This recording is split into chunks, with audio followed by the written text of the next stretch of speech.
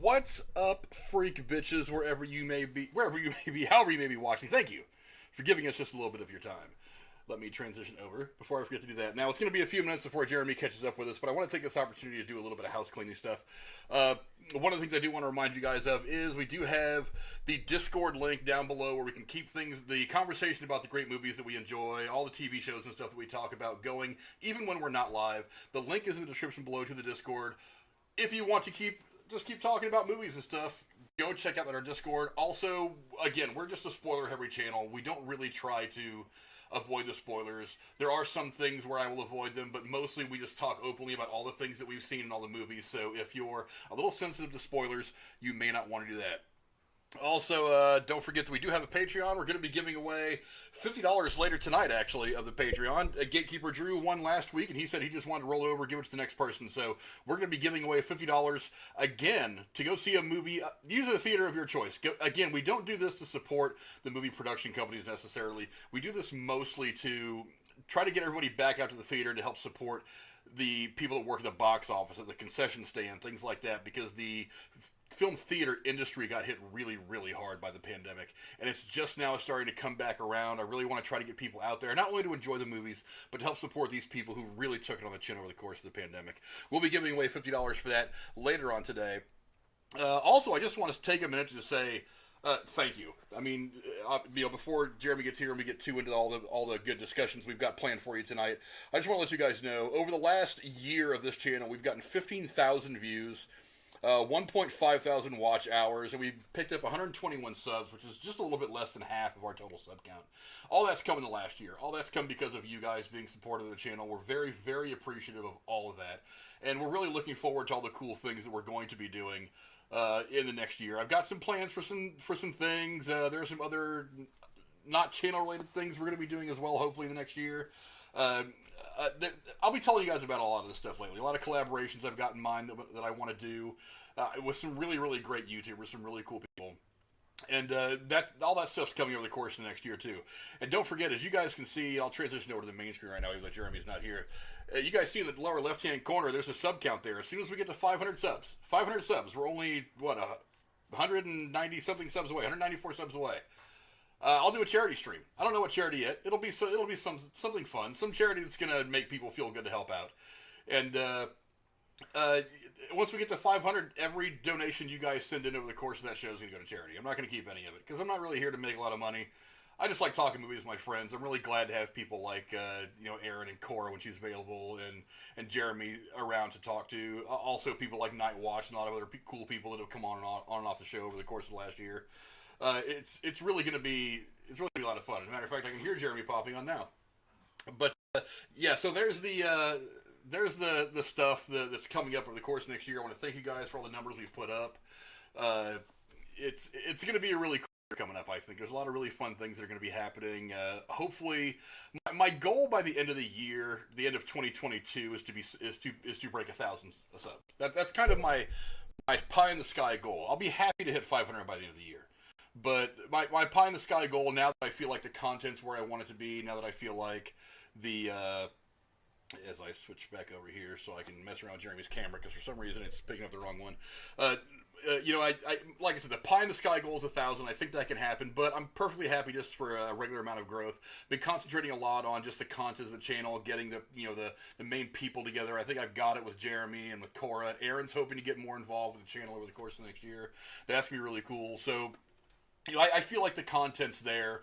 We've put together a really cool group of people that can talk about movies in a great way, and now I think it's time to push actually growing the channel. I wasn't worrying about it so much for the first year and a half or so that I've actually been actively doing this. I was just trying to get everything right, feeling good about, there's Jeremy's camera, feeling good about, the kind of the product that we were putting out to you guys. And now I think I've got it. Again, I got a lot of high quality people that are here involved with the show. You see Jeremy now. I'm really, really happy with the way that everything looks now, and I want to grow the channel. I want to get it out there, and we are growing. As a matter of fact, we did get a new subscriber about an hour ago. Thank you to Casey O'Connor for subscribing to the channel. We're really glad that you're around, and we hope that you like what you see. And let's give you what we're going to see now. I mean, now that Jeremy's here, let's talk about the Book of Boba Fett. Obviously, you guys know that the Book of Boba Fett dropped, yesterday? Or no, it was Wednesday. Yeah, yesterday.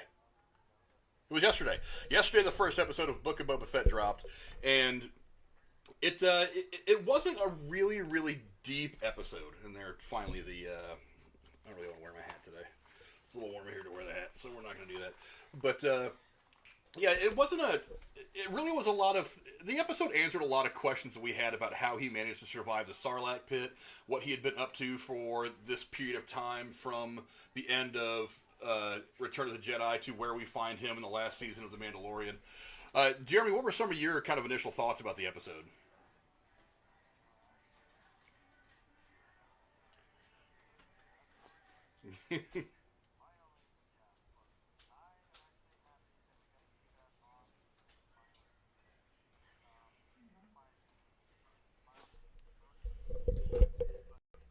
If I say something bad about the mouse, they're gonna come knocking on my door in like the next 10 minutes because they got people everywhere. But fuck you, I'm gonna say it anyway. I like seeing his little start. I mean, I like picking up right from the beginning of Return of the Jedi because I'm like that was, and what I mean by what I said is that is canon. That was done when George Lucas still owned all the shit, and from that point on, and then Disney came. Once Disney bought all that shit, they just were like, nope, none of it's canon unless it was already made or it's made by us after this point. And I'm like, wow, okay. I'm sure you've heard me say it and say it a fucking million times. I feel like I wasted my time. And that's a giant middle finger to me, everyone who got into it and read all the extended universe, and anyone who actually contributed to it. And then I like how now they're going to start being like, oh, well, we're going to pick and choose what we want out of that little shit to make it canon now and say, hey, look, we did that. I'm like, no, you didn't. I don't know. It was great though. I'm not. I know it's a weird mixed opinion. I liked it, and you're right. It wasn't like a big.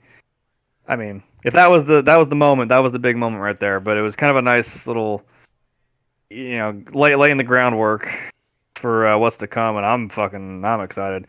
You can't tell me you don't look at that little picture of him sitting in fucking Jabba's chair like an absolute fucking boss. I mean, holy shit. I wouldn't fuck with him. Well, I wouldn't either. I really liked the episode. I know somebody on Twitter referred to it as more like the pamphlet of Boba Fett rather than the Book of Boba Fett. But I'm like, what do you expect? The first chapter. Yeah, it's one episode of what I'm sure is going to be 6 to 8 episodes. I don't really know how many episodes are going to be in the season. But, I mean, what did you expect? You didn't expect them to go through the entire storyline of the entire season in one episode. I mean, it did what I wanted it to do. It answered a few questions. How did he get out of the Sarlacc pit? We saw that. Yeah. What are some of the things that kind of got him from that point to here? And it answered those questions. Now what I want to see is I want to see him in a very Godfather type of way. I want to see him kind of take over Jabba's empire, which is what they were kind of getting at when they were done with the flashbacks. I have a feeling this is going to be a flashback heavy series. Yeah. Because the first episode was a lot of that. It was flashback and what he's doing now, and flashback and what he's doing now. I was okay with it for at least this one episode because it did answer that question as to where he's been all this time.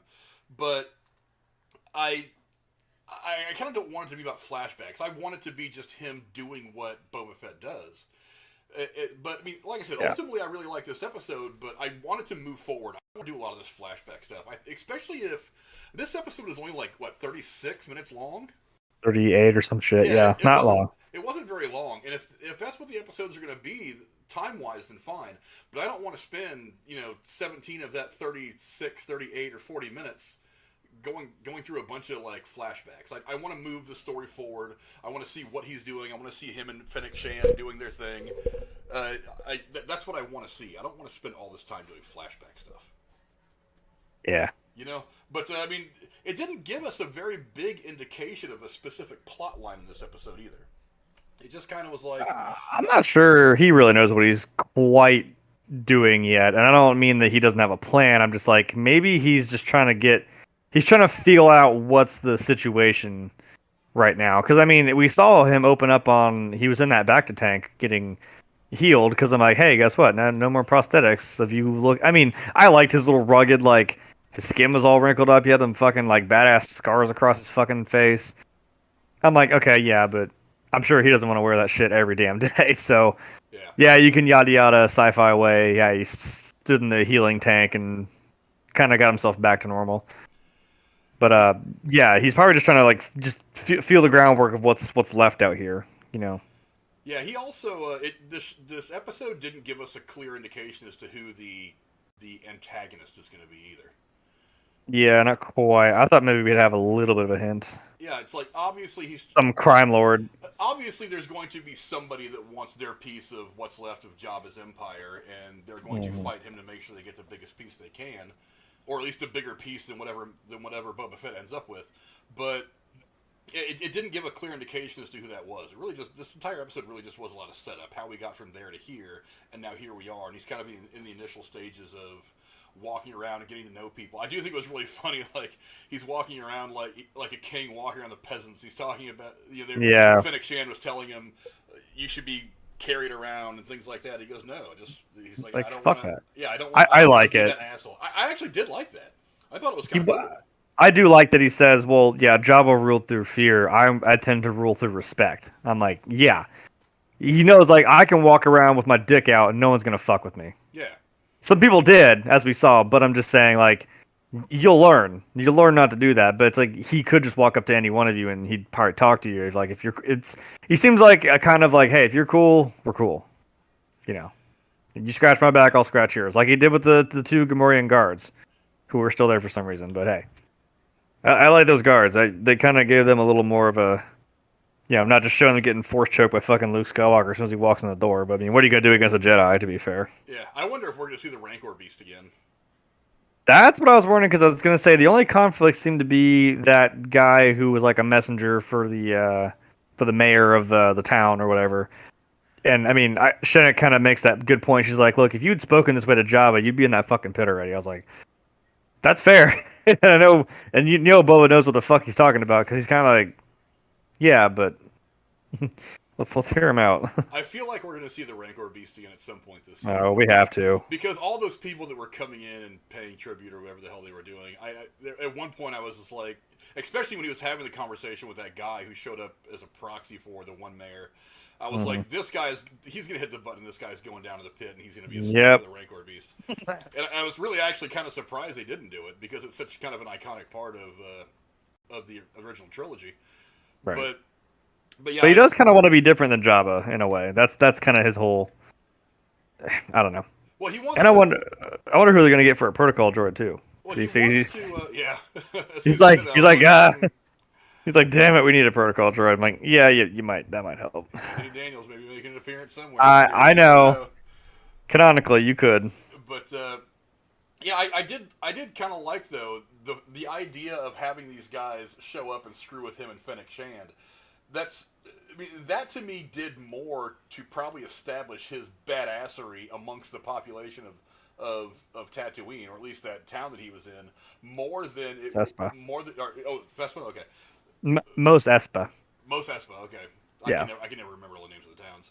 But I weirdly do. I don't know why. Because you're a nerd. I know. I wasn't wearing the shirt for no reason. But I thought that probably did more to prove how much of a badass and how intimidating he could be than just being carried around on some kind of a throne by a bunch of peasants or slaves. You know what I mean? Yeah. Because it's like he wants to show that I can do this. I'm not some big space slug who's just gonna sit here. I mean, now, yeah, Jabba had his resources and had his muscle to be able to do things. He had pull, but I mean, I think he wants to do it, kind of like do it himself, but still, like he says, I still want to be respected. Because one of the biggest differences between him and Jabba right now so far that I've seen after this first episode is Jabba the Hutt would just wave his finger and say, "You go kill that guy." And right. Because he himself is not particularly powerful. I mean, let's face it, Princess Leia in the metal bikini choked him out. all she needed was a distraction, and she dealt with that dude. Whereas Boba Fett, he's not going to be that easily dealt with. Some chick who's... I mean, Princess Leia was already in chains, and she managed to choke Jabba the Hutt out. If you're already in chains, even if you're a pretty skilled fighter, you're not just going to be able to get the best of Boba Fett. I mean, it's like, you may win the battle, but you're probably going to lose a limb doing it. That's if you're lucky. He's still a hired gun who even got hired by the Empire to do jobs. He's not fucking around. He knows what he's doing, and he is, I guess, really the OG fucking clone, right? Like he's of Jango Fett and all the other clone troopers that we saw. So, he's no joke. I like that we are. It's just been for so long, and you've seen Fanboys. You know that little quip in the beginning where he's like, "Yo, my God, you guys gotta stop perpetuating this myth that Boba Fett's some kind of badass. Okay, he's got like a rocket pack. So does the Rocketeer." I'm like, "Okay, yeah, but no, you don't understand. He is a badass." And I'm like, "We're finally fucking doing it. We're seeing it, and I'm so happy dude is on board to do it because I know he probably loves his character to death." Oh yeah. He's also somebody that I could see. I said this too when I was watching. I was like, I could listen to that dude speak just for forever. In the helmet, no helmet. I could listen to him just fucking braille on about absolute bullshit for to the end of time. Oh yeah, absolutely. He's got one of those voices. That's weird. Yeah, but yeah, I was actually kind of impressed with this first episode. I know a lot of people kind of shit on it, but I'm like, I mean, what do you really expect? You read a book one chapter at a time. Yeah, chill. It's like, what did you expect them to give you the ending? I mean, it's like, what are you even doing? But I mean, look, I'm excited. I'm digging it so far. I'm into it. I still love Ming-Na Wen in the role of Fennec Shand. I think she's every bit as badass as he is. I do. She's growing on me. Yeah, she's every bit the warrior, and I loved her. Even though I think the Agents of S.H.I.E.L.D. TV show overall wasn't all that great, I still loved her in it. So, right. And I'm glad that she's sticking around in the in the Disney Marvel stuff because she's like I said, she's badass. She's essentially playing the same character she played in Agents of S.H.I.E.L.D. She's just doing it in space now. Well, you got a little spacey there for a minute. Yeah, we don't talk about that. It did. Right in the middle, it went a little. Yeah, it went into orbit. We'll just say. But yeah, that's our initial thoughts on the first episode of Book of Boba Fett. I have a feeling it's gonna pop off pretty quick. Like I said, I don't know how many episodes this season is supposed to run, but I would imagine they're probably gonna keep it in the 6 to 9 range, like they've kept most of the stuff. So whatever pops off is gonna pop off fast. And I think it's gonna be pretty damn awesome. I'm actually really excited to see where all this goes. But again, my question is who's the main antagonist? Do we see Mandalorian pop in here at all? Do we see anybody else that we've already seen from the Mandalorian series coming here at all? Do we see any other? Yeah, there's this odd rumor floating around that I don't know that I believe that the guy that played Han Solo in the movie Solo, the younger version of him, that he's going to pop in here at some point. Or that Han Solo in some form is going to pop in here at some point. I know they've said either maybe him or maybe they're going to de-age Harrison Ford. For one, I don't think Harrison Ford's going to do it. I think Harrison Ford's done playing Han Solo. Wait a minute. Yeah, isn't this after? Wait. Assuming that this takes place in the same time frame as The Mandalorian, this all happens in the time period after Return of the Jedi. Yeah, so I'm like, wait, this is right after. So Han is alive. Everybody's alive. It's right after the Empire fell. Okay, I was like, wait a minute. Bounty hunters are kind of rolling around aimlessly around the galaxy. Oh yeah, okay. I was like, wait, yeah, I couldn't remember where the hell we were at in this. I'm like, wait. But I feel like that would be a bad idea, though. I feel like, and one of the problems I had with the Matrix 4 was like they tried to lean on the John Wick look of Neo's character. You don't want to go back and lean on the past too much. You want to move the story forward. And that's something that they've done kind of. It didn't help the episodic films, episodes 9, 10, or 7, 8, 9. It didn't really help the last two that they kind of went back so much. They needed to move it forward. And I think that's why those last two movies didn't go over very well. I don't even know. What's really cool about The Mandalorian is that it is its own contained thing. It doesn't go back to say, "Oh yeah, we're totally attached to all this stuff." They don't bring in any of those other people. It's a whole new story. It's a whole new area of the galaxy that you're concentrating on, and not going back to the stuff that we already know. So I don't really want them to bring Han Solo into this thing. I mean, this is just, I think, because this does do that, but I think it's just mainly to give Boba Fett some justice. Because I'm like, y'all don't understand how much of a badass he really is. Well, bringing in some other characters that were kind of peripheral characters is one thing, but it's like I don't want one of the big three. You can't have any of them in here. I mean, it would take too much attention away from the Boba Fett character. Yeah, because if you saw Luke Skywalker walk in there hooded and cloaked, I'm like, okay, no, don't. Yeah, they managed to make it work in that last scene of The Mandalorian because of what was going on. But yeah, I don't want Han Solo walking in here. For one, we know Harrison Ford's not going to do it. He's done. He's not playing. Nah. He's not playing Han Solo anymore. No. The guy, I don't know why I'm drawing a blank on the guy that played him in the movie. And I didn't hate the movie. I thought it was pretty good. It was a movie that I didn't need, and I wasn't really overexcited to see, but it ended up being a really fun movie to watch. The Solo, the by itself Han Solo film. I liked it. Yeah, you mean the Solo film? The Solo film. But yeah, I mean, you could bring him back, but I mean, there's a lot of people, even Star Wars fans, were really impressed with it. So why? You know what? You could bring in Glover as Lando. That'd be funny. That'd be interesting, actually. That would be kind of interesting. That might be interesting, but yeah, I think that would make a little more sense than bringing in Han Solo. Yeah, if you saw, Lando come back in some capacity, that would be kind of cool. Or maybe Lando sends him on a mission that ends up becoming significant to whatever the hell's going to happen in the story of the season. Yeah, because wait a minute, weren't they? I know this is later, right? But didn't they say? Oh, that was him and Luke in the one movie when we finally got to see, Billy D. Williams again as Lando. He was like, "Yeah, me and Luke were tracking a bounty hunter." I'm like, "Oh yeah, they were doing that. Apparently, they found the ship in the middle of the desert or some shit, and he'd already been killed or something." I don't know if maybe that'll tie. I know that's like years later, but who knows? Yeah, I don't know, but an interesting first episode. I was really happy with it. Again, it answered the one burning question I had: how the hell did he get out of the Sarlacc pit? I already knew that. That's why I sat there like, "Fuck you! I already know this happened." I'm excited to see it, but I already knew it happened, so I'm like, "All right." Well, just take your money, Disney. Yeah, that's what I'm saying. Yeah, the visual of it is what I wanted. I didn't think it was weird. I thought it was kind of cool when he looks over and he sees this like partially digested stormtrooper that's all broken down. Yeah. I was like, whoa, that's kind of wild. But as much as I kind of like the visualization of him actually making out of the Sarlacc pit, in the end I was kind of like, really all he did was like punch a hole through the stomach lining and then set off his flamethrower? Really, that's all it took? But whatever. I mean, I'm okay with it.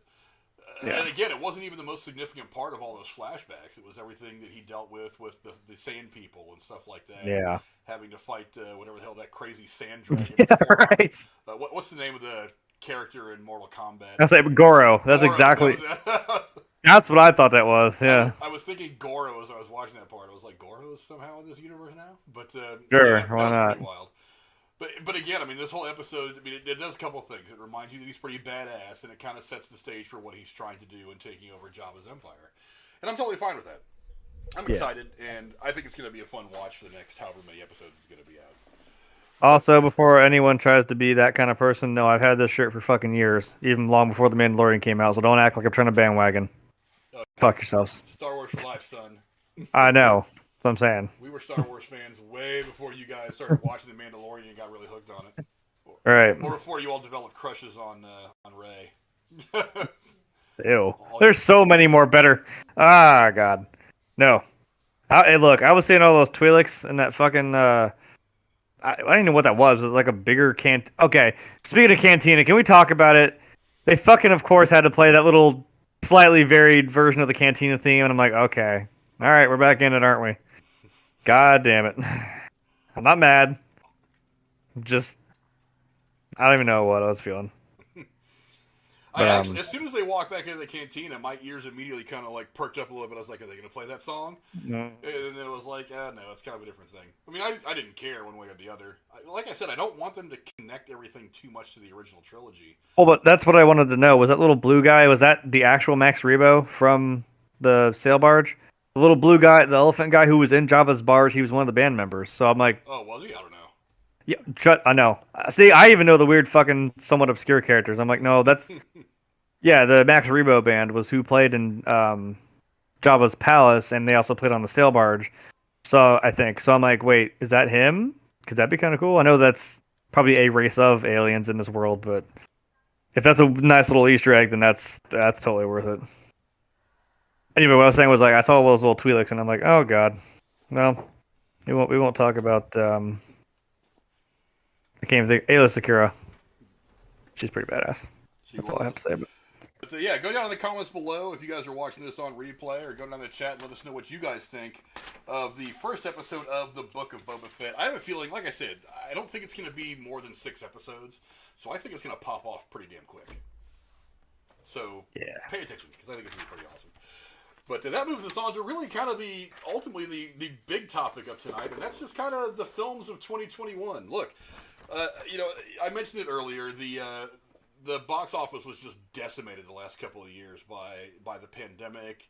Not just people not wanting to go out; they were just flat out closed for 6 months, something like that. I mean, there was just no movie being shown, and even when they did, kind of in a limited fashion, reopen the theaters, they were half capacity, 25% capacity. A lot of them weren't even showing first run movies; they were showing vintage films, stuff from the 80s and 90s, things like that. So again, the film industry took a huge hit. Now, one of the things that happened is all production stopped. It wasn't like they just weren't releasing film. They were making them, not releasing them. They weren't even producing them. The entire Hollywood machine stopped for a good 6 months or a year. Sith Negan is saying it's only 7 episodes, really. Wow, so Boba Fett's really going to pop off. It's going to have to happen fast. I mean, there's already only 6 episodes left. I mean, they could also be longer. I was kind of surprised this one was only just under 40 minutes. I thought maybe it'd be 50, maybe. But yeah, unless they start getting longer. I mean, maybe once we get a little more in-depth, deeper into the story. I feel like something, just because I'm like the only conflict I saw, like I said, was that dude who was the go-between for the mayor of the fucking town he's in. That might cause some issues. And, the mayor might also be kind of got people in his pocket. I don't know. And maybe that lady who runs that fucking bar is going to be pretty important. Like, she might be like a weird kind of like prohibition, like underground, like, hey, we'll help you hide out here and shit. Like, because she said like, well, this after all is all yours. And I'm like, huh, that's weird that she just kind of gave that up. All right. Well, we're going to find out pretty soon. But yeah. Only 6 more episodes. That's a lot to have to get back into a short time. But, 2021, we did get back to the theater. We're getting back, I would say slowly but surely, but I mean, if you look at the Spider-Man's numbers, we're already running back to the theater in droves for some movies. But there was a long list of movies that came out this year, both in theaters and on the streaming platforms, that actually, they were very, very good. I mean, you wouldn't know that filming missed a beat with some of these movies. One of the movies that, coming into 2021 that we were really high on was The Little Things that came out on HBO Max and in theaters with Denzel Washington, Jared Leto, and Rami Malek. That was a great movie. I was really, really impressed with that movie. Coming to America 2, the sequel. I still don't understand how they did that. But I thought that was a real fun movie. We did go back and review that. You can check that out. We did finally, after billions of people lost their damn minds on the internet, got Zack Snyder's cut version of the Justice League, which was better, way better than what we ended up getting in theaters. Yes, still not great. Still had some holes, but way better. It was great to see his vision finally. Had less holes, for sure.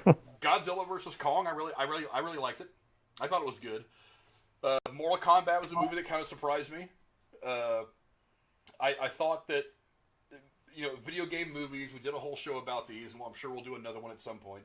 Video game movies generally don't do very well, but I thought it wasn't nearly as beautiful as like Shang-Chi and the Legend of the Ten Rings or something like that, but it was a very well done movie. I thought a few things about it that didn't sit very well with me, but overall I thought it was way better than the original that came out like in 1996. That movie was almost as fun as that movie is to watch. It's almost a spoof. This one actually tried to put out a really good story, and I actually really appreciated that. A bunch of movies that I watched and just didn't really get around to doing reviews on. Without Remorse came out with Michael B. Jordan on Amazon. I thought that movie was fucking awesome. For those of you who have read the Ryanverse stuff that Tom Clancy wrote when he was still alive, I'm a big fan of that entire Ryanverse series of books. I love those characters. I think they could be very Jason Bourne, James Bond kind of cool stuff on camera, on film. And I thought that this was a great way to kind of get a different take on this story started. And I love the post-credit scene about him wanting to start the Rainbow thing. For any of you, Rainbow Six is my favorite. Rainbow Six. It's my favorite Tom Clancy book. You, Jeremy, probably know the video games more than anything else. The book is phenomenal. I think The games are fun. It's one of my favorite books that I've ever read, so I'm really excited to see that. Those Who Wish Me Dead was a movie that kind of surprised me. It's Angelina Jolie. It came out primarily on HBO Max. If it was in theaters, it was in theaters for about 15 minutes. I never once saw a theater listing for it, but I thought it was a good streaming movie. And Angelina Jolie's a good actress, despite the fact that she's a little wonky in the head sometimes. She's a good actress, and I thought this movie was actually really interesting to watch. Cruella kind of surprised me. I thought that Disney was just basically throwing spaghetti against the fucking wall to see what sticks. But that movie was actually pretty good. I was way late to the game on that one. The Tomorrow War was a movie that I thought was actually pretty good. I mean, again, I get a little worried about some of the streaming movies, the stuff that's made specifically for the streamers, because they can be kind of hit or miss. But I actually really liked it, and it's actually got enough buzz to where they're actually getting ready to start to greenlight a sequel. So we'll be seeing a second movie to that eventually. Black Widow, obviously, Marvel got back into the habit of doing everything. Black Widow, I thought was a fun movie. Again, a movie I didn't necessarily need for the MCU, but a fun movie to watch nonetheless, and a nice way to say goodbye to the character. A documentary that I watched. I love documentaries. I don't really review them very often on here, but I do love documentaries. One of the documentaries that I saw this year that really blew me away was Val on Amazon Prime. It's about Val Kilmer, and one of the things about this is you don't realize until you watch it, he was one of the first vloggers. His entire career, even back into his youth before he got into acting, him and his brothers would make little home videos of them acting out scenes from other movies, acting out scenes that they wrote themselves, and he on set of all this stuff had a video camera, probably one of the old school ones from like the early 80s that you propped up on your shoulder, and was getting videos of him on the set doing all the stuff, other people that he had worked with, people on Tombstone, Real Genius, which is one of my favorite 80s movies, Top Gun, all the stuff that he was in. He had all this background footage that he had taken himself that he just kind of had in the can, and it all got put together in this documentary about him and his life. Tomorrow's Val Kilmer's birthday. Says in the chat, so that's pretty good timing on that.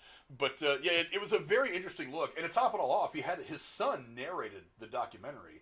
And I didn't realize until a couple of minutes into it, I was like, wait a minute, his voice is really messed up because he had the cancer. He's got one of those things, the stomas.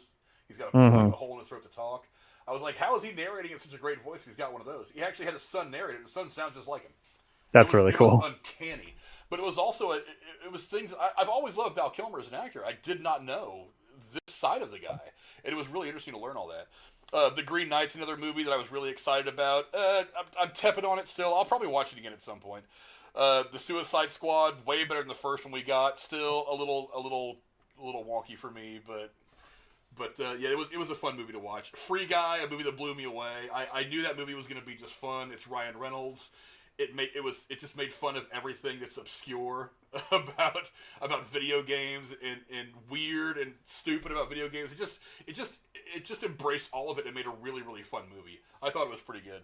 And then obviously we get back to some of the comic book stuff. Shang-Chi, The Legend of the Ten Rings, great, beautiful film. Venom 2 came out, I loved it. No Time to Die, I thought was a fantastic ending to the James Bond, or to this version of James Bond. I'm excited to get to the next version. Dune was a movie that I was cautiously optimistic because I remember the original from 1980 when I was a kid.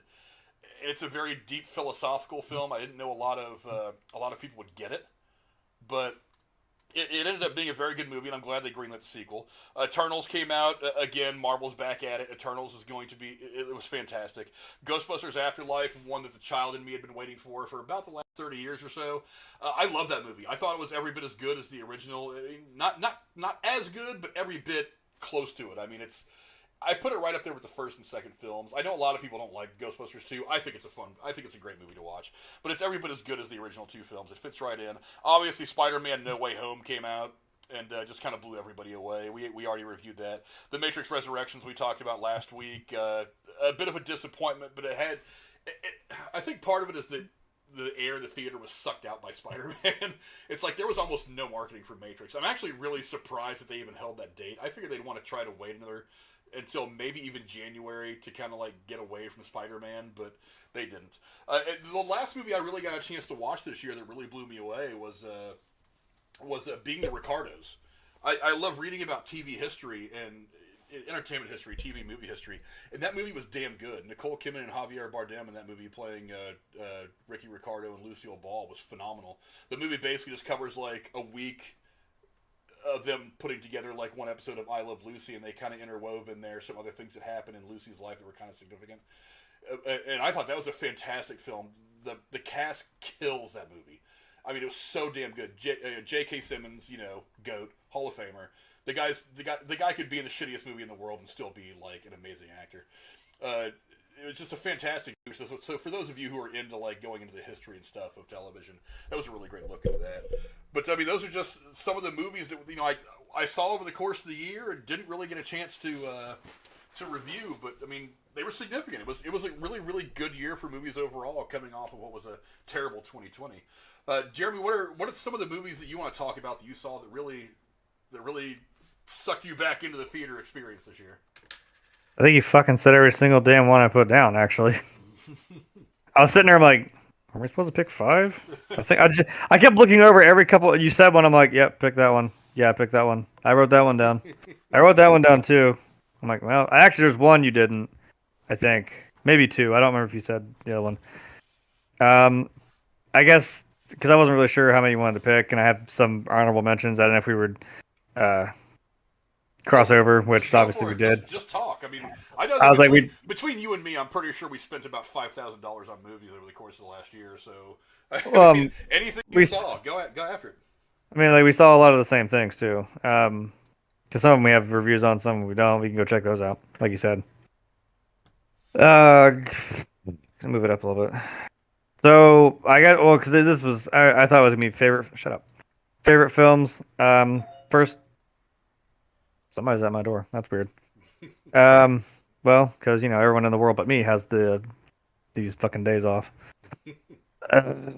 So first one I put down, obviously, Free Guy, because I love Ryan Reynolds. I love video games. You guys all know my favorite movie now is Ready Player One. This was very much that same kind of vein as that. It's like there's real world shit going on, and there's stuff with the video game that kind of helps, and him being a self-aware NPC player or NPC in the game.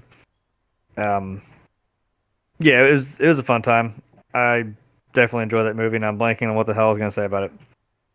Oh no, because I appreciate that they put in like actual people that do streams and do YouTube. Like they had Jacksepticeye in there, they had Pokimane, Laserbeam. Unfortunately, they had Ninja because I didn't want to see his stupid fucking face in this movie. But whatever, moving on. Kidding. If he wasn't the first fucking person I would have saw, I would have been okay. I'm not kidding. He's a piece of shit and I don't like him. But go ahead. Right? Yeah. Anyway. I'm like, yeah, but you got some of my favorites, and they're like, Jack and Laserbeam and Pokimane. But that's what kind of made it feel really cool and kind of meta. That it's like you feel like, oh yeah, it's all a part of the same, as people that play games, and then you watch people that play games professionally. That was really cool to see. Yeah. Well, since I'm original, my second one I wrote down was obviously Spider-Man: No Way Home, because like you said, with Ghostbusters, like that's the movie that the kid in you wanted to see, 30 years down the line. For me, that Spider-Man was like something I wanted to see. The kid in me was just like, oh my god, yes. From like 10, 15 years ago, about half the time. Seeing Tobey Maguire up on screen again was absolutely wonderful. I appreciate the meme that people make where they have Toby walking through the portal, and then it just cut. The next picture is the title card from Return of the King. I'm like, god damn it! Like, all right, fair enough. Again, next one down, but video games, Mortal Kombat, because you know what? Again, kind of the same vein of the kid in me. I didn't hate. The 90s ones, I get it. It's goofy. It's fucking, what are you going to do? Especially because like I've said, the time it came out, the game had been out. So it was also really mired in controversy because, oh my God, you can punch a dude's head off into the stratosphere and rip his fucking spine out of his fucking back or out of his body. I'm like, yeah. And so it's kind of like they were probably like, maybe we shouldn't do shit like that. I'm like, yeah, but now you can do that. It's okay. We're there. We're finally there. So I'm excited if they actually get a sequel for that because you left it off with, okay, hey, we're gonna go find Johnny Cage. I'm like, you better. You get a whole fucking roster of people we can do here. Yeah, this one I kind of feel like was kind of cheating, but yeah, the Zack Snyder's Justice League, because I'm like, technically that came out this year, but it came out a couple years ago. But I don't care. This is our show. We make the rules. That was definitely worth seeing. You know, the whole 4 hour. You know, this is like that thing that there's a dam and there's water coming through, and the little girl goes and like pokes her fucking fingers into the holes. Like that's what that was. This whole fucking dam was a Swiss cheese fucking, you know, and then filled in most of these little holes, and it's like, okay, cool. I can deal with that. You know. That's not even just the DC fan of me speaking. That's honestly, I'm like, no, that is what we should have done. I mean, maybe not even 4 hours, but hey, fuck it. It works. I think one that you did not mention, because this is weirdly a series that I'm into, The Forever Purge came out this year, and I actually didn't hate this one. Because it kind of fell off for me a little bit, because I will still say 2 is the best one. Anarchy is still my favorite. Because I feel like the first one had a good idea. Second one really kind of took it off, and maybe it's just because I'm like, I am not some white class. You know, I don't look like fucking. What's this? Who the fuck played the dad? And who was that? In the first not one? Yeah, not Jared Leto. Who am I? No, it was oh goddamn, what's his name? Yeah, I see his face. He was a child actor. Ethan Hawke. Ethan Hawke. That's it. Oh. Yeah, sorry. It was. I don't know why I kept saying Jared Leto. No, Ethan Hawke. Okay. I'm still in the Justice League. Sorry. Yeah, like I'm not. I mean, I get it. That is the whole obvious. Like, oh yeah, even these so-called sophisticated people, you know, do fucked up shit, or they could become, you know, you get put into a corner, and you're gonna start doing some animalistic shit you never thought you'd do. You know, I get it. But I mean, I like 2. It kind of expanded the world, and it was kind of more like lower middle class kind of people. So I'm like, oh, I can relate to this. I'm like, this is what I kind of feel like. This is what this is what it'd be like. What was the other one? 3. Oh, election year. That was okay. That was just basically like, haha, I get it, because Trump and Hillary. I'm like, nah, yeah, I get it. Shut up. It was so heavy handed. I'm like, I get it. That is the vibe of this fucking series, but okay, chill. Fuck. The first Purge was kind of underwhelming. I was like, well, I get it's the first one, but if you're gonna do that Star Wars shit where you're like, oh yeah, this later sequel, which is actually a prequel, has better technology than the original did, how does that make sense? I'm like, it doesn't. Stop doing that. You're telling me you got fucking contacts in people's eyes that are literally cameras that give feedback to like what's going on? I'm like, fuck you, don't do that. It's a cool idea, but save that for the later movies. Yeah, and I think this was the 4th one. And this was kind of that thing I always thought. I was like, do you really think people are just going to follow the rules once the purge is over? I'm like, there'd be some little gangle dickheads who'd fucking still keep doing it. I'm like, boom, there it is. That's what this movie is. And it kind of sets up this world of like, they were like, oh yeah, this wasn't just happening here. This was happening all over America. I was like, oh shit. Because I like in this one, the actual purge night just kind of was, boop, boop, there we are morning. I'm like, yeah, we don't need it. We've seen it. I'm like, the point is, it's the next day, and now we actually get to see what happens after. Get to see the cleanup. Get to see everyone trying to get back to... And then, of course, these dickheads are just like, yep, let's go. Let's kill everybody still. Fuck it. No rules. Fun time. Yeah, I put honorable mention as Halloween Kills, because, I mean, I'm, you know, horror fan. I like slasher movies. Oh, I didn't put that on my list. I don't know if I... Did you? Okay, because that was the one I wasn't sure. I wasn't sure if we mentioned Halloween Kills. I liked it, but I think because I think we did review this. Go check it out. Because it was kind of like the marketing was like, oh yeah, it almost suggested that like, oh yeah, Jamie Lee Curtis and Michael were about to have a fucking tussle, and I'm like, nope, she sat in a hospital bed and she got up once. Yeah. I was like, okay, all right, that was fun. Way to fucking blue ball the fuck out of me. Although you didn't, you let me have my fucking release with holy shit, how many times did he kill somebody or how he killed them? Good God, this movie was brutal. And look, I like it. It's fun. And yeah, I put 007 No Time to Die because I mean, Bond, it's a classic, you know. Yeah, well, There are some Bond movies that aren't great, but I almost said you can't go wrong with Bond. I'm like, you can, but this was a nice little send off for Daniel Craig. I didn't mind it because I mean, I like how everyone makes that meme like, oh my god, the best spy in the world, and he keeps telling everyone his name. Oh, he's the worst. I'm like, oh, it's just a name, dickhead. Maybe James Bond is just a moniker for all these other spies. It's a cover because you have to have a cover when you're a spy. Learn something, you know. Yeah, I'm kind of curious to see where that goes because if you saw that, I mean, kind of no way out of that one. Yeah, that was my little short list. And I got a couple for 2022. Whenever you want to segue into next year. Oh, we'll get to the new release stuff here in a little bit, but oh boy. And honestly, the list of movies I didn't get around to seeing is every bit as long. I mean, I never got around to seeing Willy's Wonderland, and you know we love our Nick Cage. I never got around to seeing that, and I've heard people say that movie's freaking amazing. West Side Story, I never got around to seeing. Nomad. You've already seen it. Well, I've seen the original. It's not like it's a spoiler. Yeah.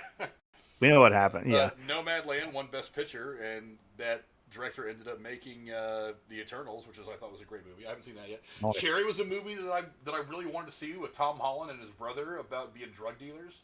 I mean, very removed from being Peter Parker, letting him show a little bit of range. I hadn't gotten around to that yet. Another Tom Holland movie, Chaos Walking, I was really interested in. It didn't. Mm-hmm. It never got really any buzz, but I just haven't gotten around to seeing it. Spiral is a movie that I was getting ready to go see, and then I just heard a lot of people say that it wasn't all that great, and that was disappointing. It's got the same problem as the Fast and Furious franchise. I'm like, oh my god, stop! Stop making Fast and the Furious. Stop making Saw movies. It's really, really hard to get to like the fourth, fifth, sixth, seventh movie. I know, franchise and still make it new. Yeah, I'm like, and with Paranormal Activity, again, you had a great fucking idea and it worked, and it was like, whoa, and then you didn't stop until it was too late, and you didn't learn your lesson to tie it up, man. Like I get it. I gave up on Saw like around the fifth movie. So I watched 4, and then I started to watch 5, and I was confused. I was like, what the fuck are we doing? What? Who's that guy? You two look exactly the same. I'm confused who's the good guy, because the good guy was the bad guy, but the bad guy doesn't know he's the bad guy because he did a switcheroo. I'm like, huh? Did you catch all that? No, I didn't. Cool. We're going to make 5 more of these movies. Fuck's sake. Yeah, I don't understand how you can get that deep into. And I think they tried to kind of like change the format of the whole thing, just kind of the way it all looked, by making it more of like a cop movie, is what I thought they were trying to do with trailers. It just didn't do very well. Another one I haven't seen yet is A Quiet Place 2. I haven't gotten around to that one yet. I haven't seen the first one, so I like the first one. I like the first one. It's more suspense than horror, which I kind of dig. But yeah, it's kind of a cool sci-fi horror thing. In the Heights, I never got around to seeing because a lot of people have said it wasn't all that great. I'll probably watch it eventually. The Hitman's Bodyguard's Wife, I never got around to seeing. It was just one of those films where I was like, I'll get to it when I get to it. Fast 9, I swear to God, I watched the first like half hour of it on the plane back from Houston a few weeks ago. Oh yeah. I was like, man, I was right. Right. I was just like, okay, I got to watch that scene where they somehow swing the car across the giant ravine, and I was just like, why? I was like, come on, dude. Like, why? Like I said, there's only so many things you can keep doing, so many tropes you can do. It doesn't work anymore, right? It just gets ridiculous. And on that note, I mean, a little bit of news from today. Did you see that Dwayne Johnson actually went public and said, because we talked a couple weeks ago about Vin Diesel putting up that thing on Instagram or Twitter or something. You got to come back, brother. He was just like, no. He put the kibosh on that shit real quick. He did. Because why? Look, this is Dwayne Johnson we're talking about. Dwayne the Rock Johnson. He doesn't attach. He knows better. He doesn't attach himself to sinking ships. And I think that he's looking at this. He goes, you know what? I think the Fast and Furious franchise is done. And I think that's going to hurt the franchise real. And I think that's probably one of the reasons why Vin Diesel kind of took that chance and went public and was just like begging without begging. You know what I mean? Because that's what that whole thing read like to me. But I think he knows it. Dwayne Johnson even knows that whole franchise is just done. So hopefully the 10th one will be watchable, and then I just want the whole franchise to end. Another one I didn't get around to watching was Gunpowder Milkshake. I know it's on the streaming services. I just haven't gotten around to it yet. Pig is a movie that Nightwatch was talking about over on his channel. I think just a couple of days ago. Nick Cage. I knew that it was there. I wanted to watch it. I just never got around to it. But hearing him and his crew talk about it the other day, I was like, okay, I need to get on the horse and watch that one. Respect, the biopic about Aretha Franklin. Aretha Franklin. Yeah, God, I saw that. It was actually pretty cool. I love musical biopics, and I don't know why I didn't get a chance. I didn't know why I didn't run to see that one when it came out, but I enjoyed it. I didn't get a chance to see The Protege with Michael Keaton. I didn't get to see that. I didn't get a chance to see it either. The Eyes of Tammy Faye is a movie I really wanted to see because I was a kid when all that Tammy Faye Baker stuff was going on. Heritage USA, all the televangelists were doing their thing. The Many Saints of Newark, I lost interest in. I heard people like Foulmouth Ken just shit on that movie, and I was like, really? Because I was a fan of The Sopranos. I wasn't like a Sopranos super fan, but I liked the series. And so when they said that they were coming out with this prequel of a young Tony Soprano and how he came up through the ranks, I was like, okay, there could be something about this. I like the idea that they got his son to play the young version of him. I was like, okay, there's things lining up in here that I think are going to work.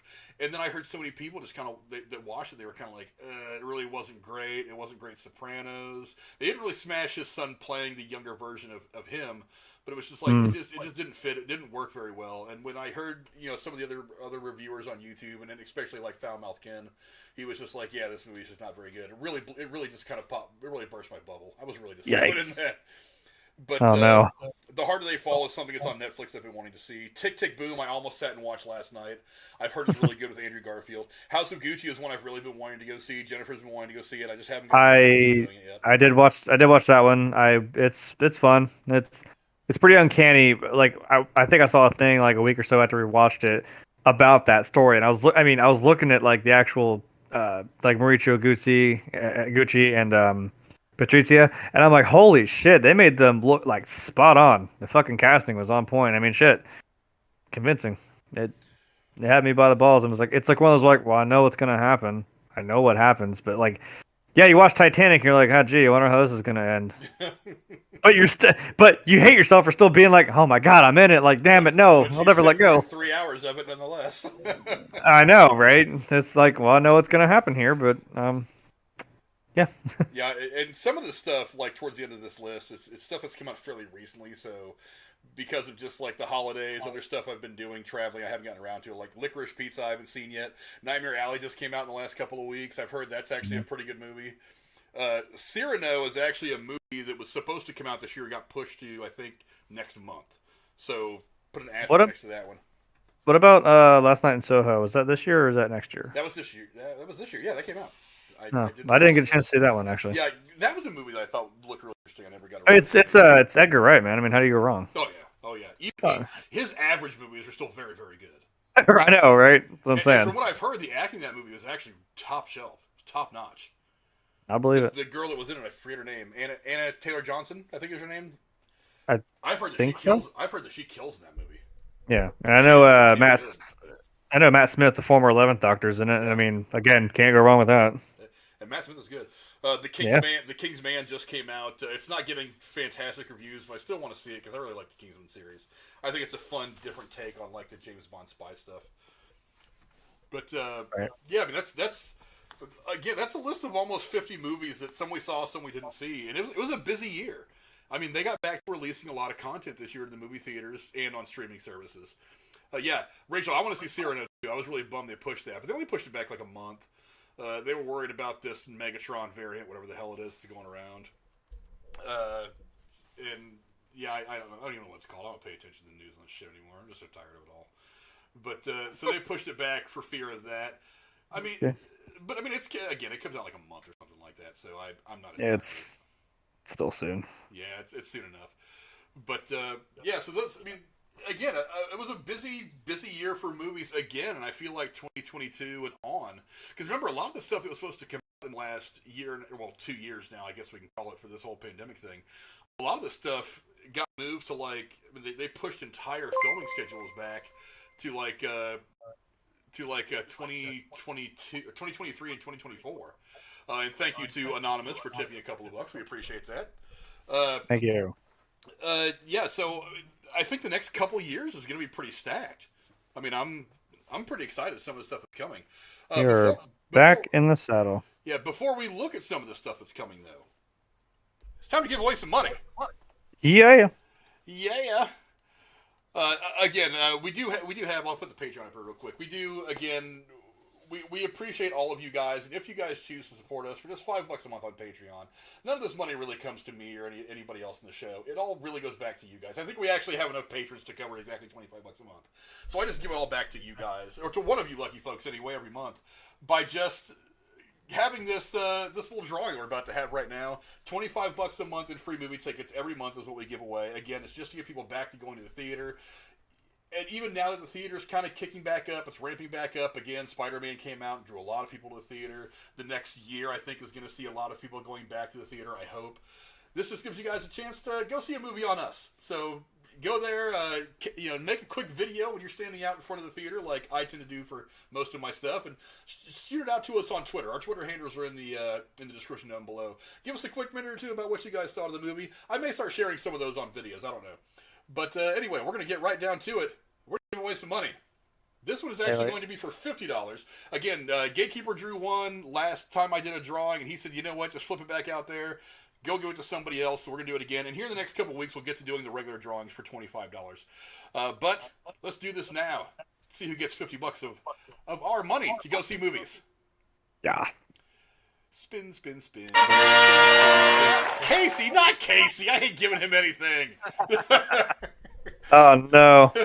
Congratulations, Casey. Casey is raw. If you're into the gaming, you can go down and check out his channel. The link to the description. The link is in the description below to his channel. He does a lot of gaming stuff. Talks a lot about the history of gaming, stuff like that. He's got a really fun channel if you're into all the gaming culture. Go watch him. I actually play Fortnite with him pretty often on here. So you can see me and Casey on his channel playing Fortnite, or maybe even some Call of Duty here and there. But congratulations, Casey is raw on being the winner of $50 to go see movies. Enjoy, my good friend. But let's move on to some of the stuff that's coming up in the next year. I have it right here. Some of these I've never heard of. Some of these are probably much smaller productions, but there's a few. One of them, we'll start with stuff coming up in January. There is a couple of big things. One of them is the 355. That's the all-girl kind of spy action thing. It looks fun, Jeremy. I think we've talked about this before on here. Are you excited to see this movie at all? Do you know which movie I'm talking about? I know which movie you're talking about, because I'm like, hey, is this totally not Charlie's Angels? All right, whatever. I think it's. I mean, that was all I said when I saw him. Like, okay, Charlie's Angels next. Like, I don't know. It's supposed to be kind of a mix of like Charlie's Angels and James Bond. I think that's kind of what it's supposed to be. I'm not opposed. It looks badass. Yeah, it looks fun. I wasn't overly impressed with the trailer. There's a little bit of it that was kind of like, I don't know about all that. But I'll give it a chance because it sounds fun. And it's got some actresses in it that are actually bad. They're very badass. Actresses I like a lot. Yeah. The other one that comes out, obviously, January 14th, the new Scream comes out. I'm sure we'll be doing a specific review stream for that one. The Scream franchise is coming back. Jeremy, what do you think, being our in-house horror aficionado? Sydney, good luck, man. And Dewey, because, I mean, I know. Dewey's going down.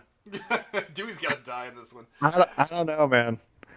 Nightwatch just about a week ago did like a prediction kind of stream for Scream, and I made sure I went in the chat and I said I think Dewey's going down in this one. Either he's the killer or he's dying. One of the two. That made more sense to me, but yeah. I don't know. You know what? I think of the two, I could more so believe he might die. It's gonna be. It might be like a little fuel to the fire for Sydney. Like if it's not him, obviously, like he ends up fucking getting killed. Like it's gonna be on. Yeah, definitely go check out Nightwatch Zone.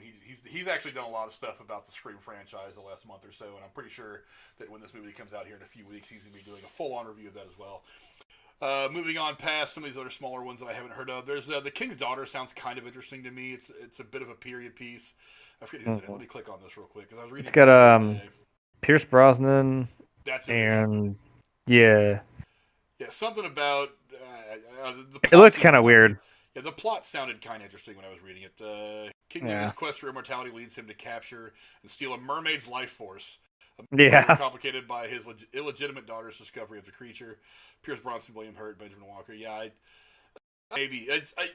the thing that worries me about this is I was really, really high on the Green Knight when I was reading it and seeing the trailers, and I went to the movie and it was kind of a disappointment. It was really, really like the second act lost it, and it was really, really odd. But so I'm worried that I'm gonna end up getting a disappointment like that. But I'm probably gonna go see it anyway. Then later in January, we get to a couple of big ones. The first one, obviously, is Morbius. That movie is just... I don't think it'll do the numbers that Spider-Man did, but... It broke $1 billion.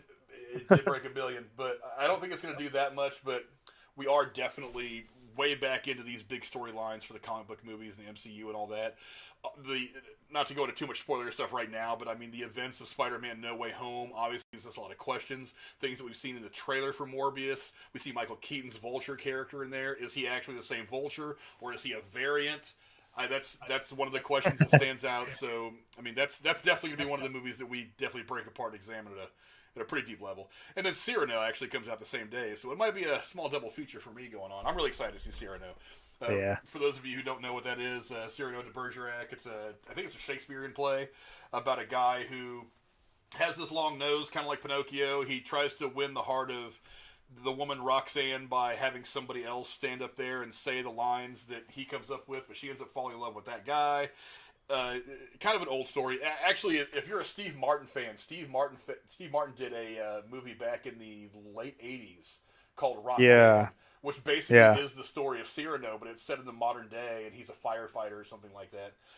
It's kind of a fun little date movie for those of you who want to sit and watch a movie with your woman that she's actually going to get into and you can laugh at. Moving on out of January, let's see, we've got Jackass Forever. There's one up there I see that I was kind of somewhat interested in. There's Orphan, First Kill. Oh, really? I hadn't heard anything about that movie. I didn't know much about it.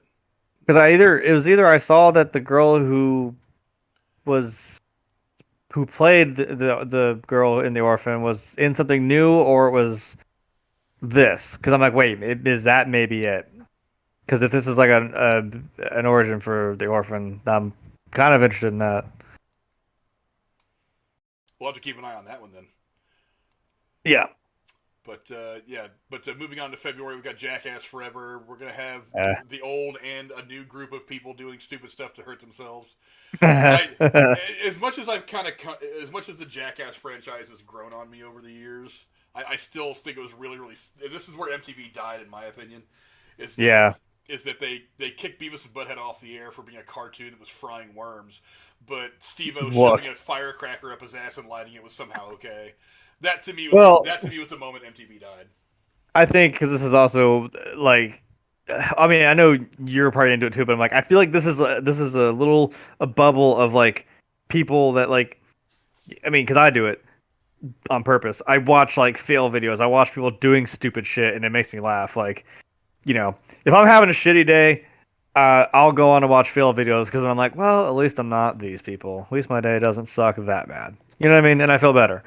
And it's just entertaining. It's just dumb shit like that just makes me laugh, and it just kind of holds a weird little spot in your heart. You know what I mean? Yeah. That's kind of what Jackass is to me, because we actually did something like that as like kids. Like on a camp out, we had a kid had a camera, and we were gonna do just stupid shit that we knew was not gonna work, kind of in a Jackass-esque style. Everything was just called stupid kids doing stupid stuff. Like, we opened up everyone's, nylon sleeping bag, made a big mat, and we tried to like fucking rollerblade over it and do jumps and go through it, and we're falling on our fucking faces, like climbing up concrete walls and falling the fuck off. It was fun. If it's out there, I don't know if you ever fucking posted it or put it anywhere. This is like the glory days of YouTube. So I mean, if it's out there, someone sees me doing dumb shit, just you've been warned. All right, that's what it is. We're gonna blame it all on Johnny Knoxville. Yeah, I was like, I love Steve-O. I'll blame it on Johnny instead. That movie Moonfall, I'm gonna click on it real quick. For those of you wondering, I'm looking at the IMDb.com coming attractions, coming films page. A moonfall, mysterious force knocks the moon from its orbit around Earth and sends it hurtling on a collision course with life as we know it. For the moon's impact, the world of NASA executive and former astronaut Joe Fowler is convinced he has the key to saving us all, but only one astronaut from her past, Ben Harper, Brian Harper. Let me read it all. Click on it, damn it. It's a Roland Emmerich movie. And he's the one Yeah, I was that did, like, what? Independence Day and Yeah, stuff. So yeah. And Day After Tomorrow, I'm like, well, I think when I saw Emmerich's name, I was like, he does disaster movies really well. So you know what? I'm in. You don't have to explain it to me. The moon's coming to Earth. Fuck it. I'm here for it. no, Halle Berry and him, I'm okay. Yeah, I'll give that a go. Yeah. I'll And I give that a see go. Sutherland. I don't know Someone's why. in there. I don't know why it sent me to this. Patrick Wilson, Halle Berry, John Bradley, Michael Pena. Okay, Michael Pena. Ooh. All right. Hell yeah. Yeah, it looks like Donald Sutherland. Is it Donald Sutherland? I clicked on the thing and then for some reason it sent me this whole new thing. But yeah, that looks fairly interesting. Yeah, I'm here for that. Yeah, I'm with that. Let me get back to the list. Let's see. We've got moving again into February. I don't know about Miss Willoughby in the Haunted Bookshop. Sounds like a little bit more of a kid's thing, but whatever. I mean, maybe it's going to be awesome. Death in the Nile, I think, is the sequel to, what is it, Murder in the Orient Express? Right. I think Kenneth Branagh is directing this one. I never got around to seeing Murder in the Orient Express. I love Kenneth Branagh. I just never got around to seeing it. You saw it. Did you like it? Yeah, I mean, that's no one that I went with my mom because she loves murder mystery stuff like that, and she did like that. What's his name? Hector Poirot. I'm going to butcher the French name. Oh, Poirot. Poirot. Yeah. It's pronounced Poirot. Poirot. Yeah. I'm American. I don't know. Or Poirot. I don't know. Hecro. That's like Hispanic, whatever. Yeah. So I liked it. It was kind of fun because it's a big whodunit. It could have been anyone on the train. That's the whole Yeah. That's the fun thing. So I'm like, I'm in for it. It's because and then you think, well, it's a train. It could only be so many people, and it's all of you. Like it could be any one of you. That's the fun part about it. I can tell you. Well, I won't ruin it for you. I'm like, well, I know Johnny Depp's not going to be in it, so moving on. Yeah, it's gonna. But Amber Heard in there. I think it's going to be a while before we see Johnny Depp in anything. I think he'll come back. I think he will. I think eventually he's going to be in something. It's going to be a few years, though. We need to let this stuff die down. Yeah. But moving back over to the list, we've got, let's see. I feel like I've heard of Blacklight. I feel like I've heard of this movie, and I'm just drawing a blank. I should look this up real quick, because I want to make sure. I feel like I've heard of this thing. Let me give it a look real quick and see what I can find. I know what a blacklight is. I just don't know what this fucking thing is. While he's looking that up, speaking of blacklight, did you guys know that they are now making blacklight pop figures? Because holy shit, I saw a couple that were like Marvel characters, specifically like the Black Panther one. It's I don't know what kind of variant of the suit it is, but it's just a blacklight pop figure of Black Panther in his suit. It's fucking sick.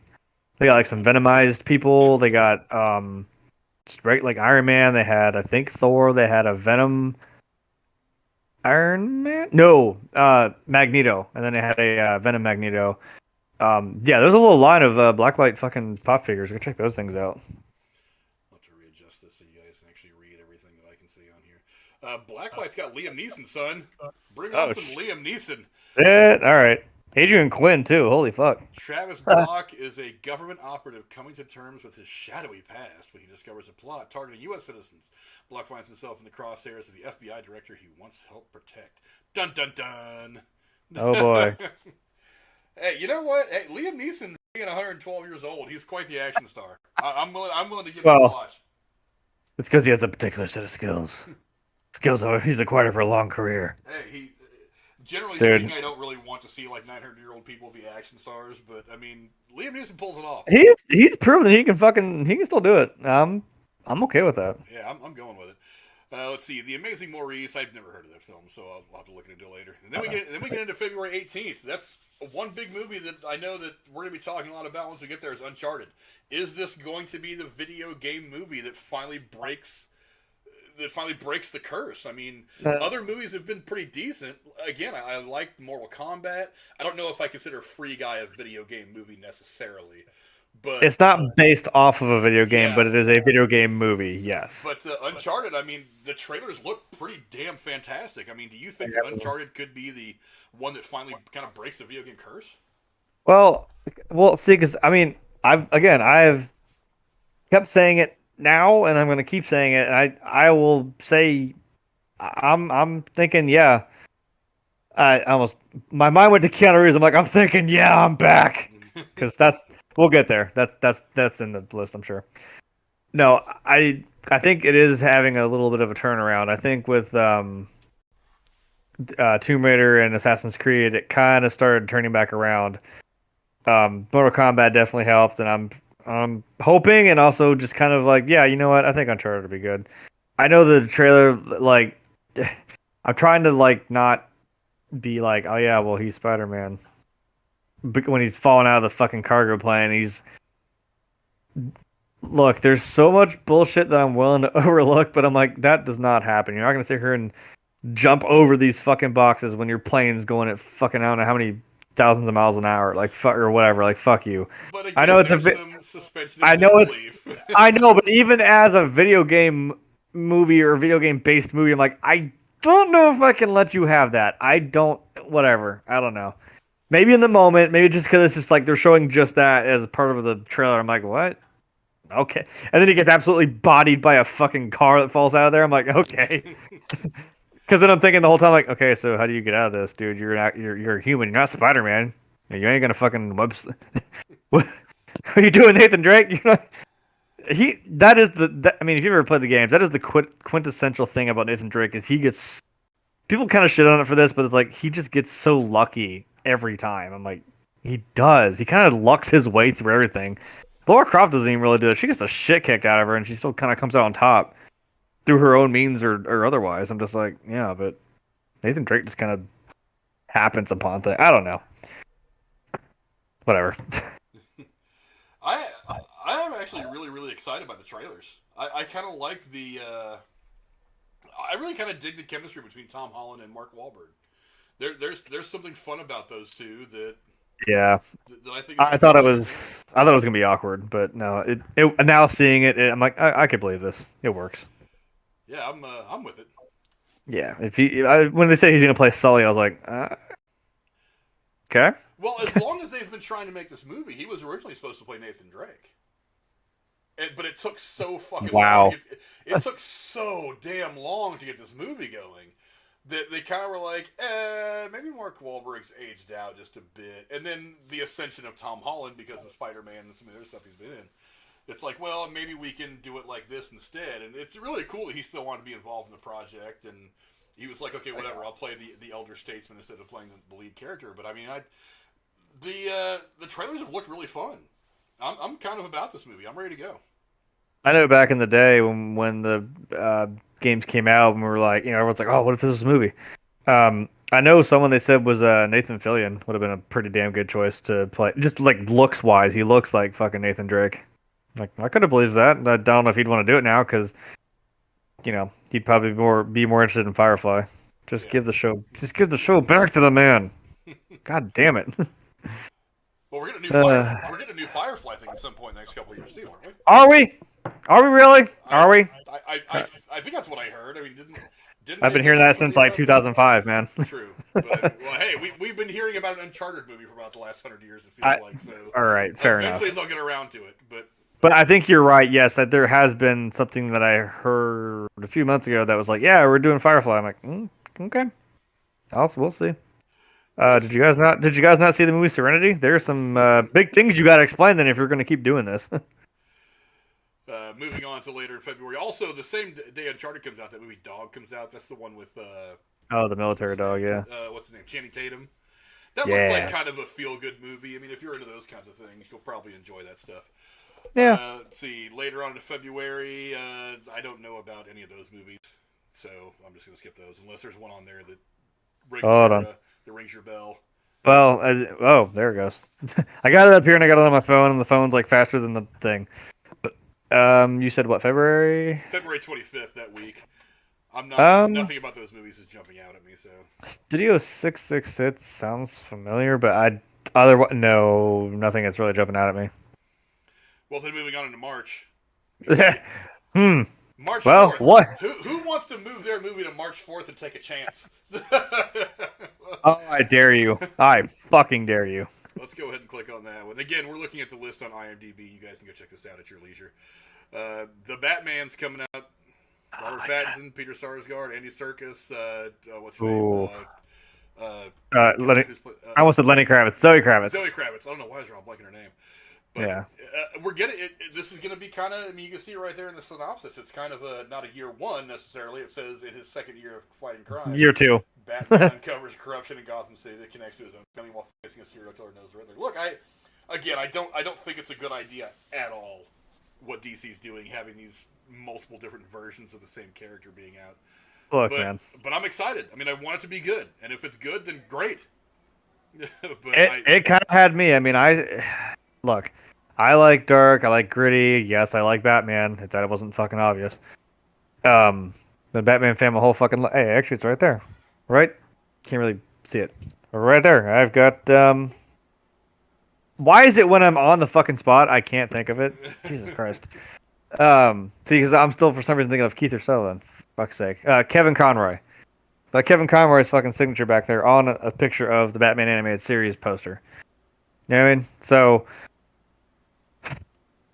there was a new trailer actually 2-3 days ago. If you saw that, it kind of gave us a little bit more. We saw a little more this time, a little more look into it. Yeah, the Bat and the Cat. And honestly, is what it's called. What? The Bat and the Cat trailer is what it's labeled as on YouTube. It was a really good trailer. I liked it. Yeah, because we saw more, and I'm like, look, I like this little gritty turn of the Riddler. Because I mean, I know the first thought a lot of us was like, what about Jim Carrey? I'm like, it works for what it was, though. I mean, it was campy, it was fun. He's the Riddler. I saw a comment on that trailer. Someone's like, well, they need to stop doing this gritty shit and just go back to the campy stuff. I'm like, no.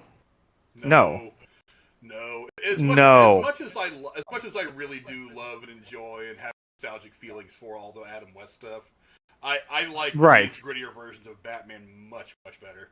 No, and I'm like, I was like, oh, you cute little Marvel fan, get out of this fucking comment section. You don't obviously belong here. I know there are things that are in Marvel that aren't as... I wouldn't call Marvel campy. I feel like it's a little more... not even family friendly. It's just kind of more fun. It's got its moments. It's got its serious shit. I don't know. It does have its moments, but I'm like, I don't know if you understand DC then, or specifically Batman even for that fucking matter. Like, what I'm seeing now is I'm like, this is kind of what I think that it's when I think of Batman. This is what I think of, and I'm excited to see that. I mean, I get it, the whole dynamic between Batman and Catwoman. That's always a fun game of cat and mouse or cat and bat, whatever we want to go with now. However we want to go with it. I see what you did there. Yeah, I know. I'm excited for this, man. This fucking, I like this little kind of almost 80s looking sports car kind of version of his Batmobile. I'm like, what the fuck is this thing? This is kind of awesome. And the cast too. I mean, there's just so many names. Yeah. Just really brilliant. I'm really excited to see that. Yeah. We're moving on deeper into March. Past Batman, Turning Red, I've never heard of. Unwelcome sounds like a horror movie. Maybe we can check that one out when it comes around. March 18th. Are you ready, Cora? We're gonna be Downton Abbey. We're gonna be getting Downton Abbey. I'm sure Jeremy's probably gonna sit that particular review out. But actually, no. You know what? Okay. Because I know my mom wants to see it. She, as well as you guys, loves the show. Has watched that show religiously. I went to see the movie with her. Because I'm like, I'll take you to the movie. I don't give a shit. And I'm like, I don't really know what's going on. I was like, I don't really know what's going on. I kind of get the idea of it. And, she was kind of explaining it to me, like, as we were going in and all that shit and kind of like where we're at with it. And I was like, okay, all right, cool. Like, it wasn't, see, that's the nice thing is I'm like, I've never seen the show, but seeing the movie, I'm like, I still felt like I knew what was going on. Like, I could still follow it and kind of get the point. Like, I was in the plot. So no, actually, I'm gonna go see the second movie. I may not be as I probably couldn't throw as much references and shit as you guys would, but I mean, like, I'll try. I'll give it a try. Yeah, I'm really excited to see it. I'm a tea timer. I'm not afraid to say it. You know who's a big fan of Downton Abbey? What's that? Jon Favreau. Nice. He loved it. As a matter of fact, awesome. Actually in Spider-Man. There's a scene in Spider-Man where Downton Abbey's playing in the background. Spider-Man No Way Home. I saw that because, like, at the end they always say, like, oh, with permission used by, and it said Downton Abbey. I was like, what the fuck? Where the fuck was that? I don't know. I didn't know where. I don't know if you Yeah. remember in Iron Man 3, towards the end of the movie, as he's in the as Tony Stark is in the hospital room with Happy as he's healing from that attack, Mhm. that Downton Abbey is actually playing on the TV in the hospital room. That's funny. And it's been a while since I've watched, but I think as he's walking out, he even says to the nurse, he goes, "Leave this on. It's his favorite episode," or some shit like that. And it's Downton Abbey that's playing on the TV. Oh, that's funny. So yeah, that's fun. And so I started watching it, and I was like, and I watched the first episode, and I was like, I'm not really feeling it. Maybe I'll come back and watch it again some other time. And then 6 or 8 months later, I was like, okay, I'll give it a go again. And then I got completely wrapped up in it. And then of course, obviously we hook up with Cora, and Cora's a big fan as well. So it's now I have somebody to talk tea time stuff with. I actually got Jennifer to sit and watch the entire series and the movie after I got done binge watching the entire series. So she likes it too. So that's coming up. We'll be getting to that one soon.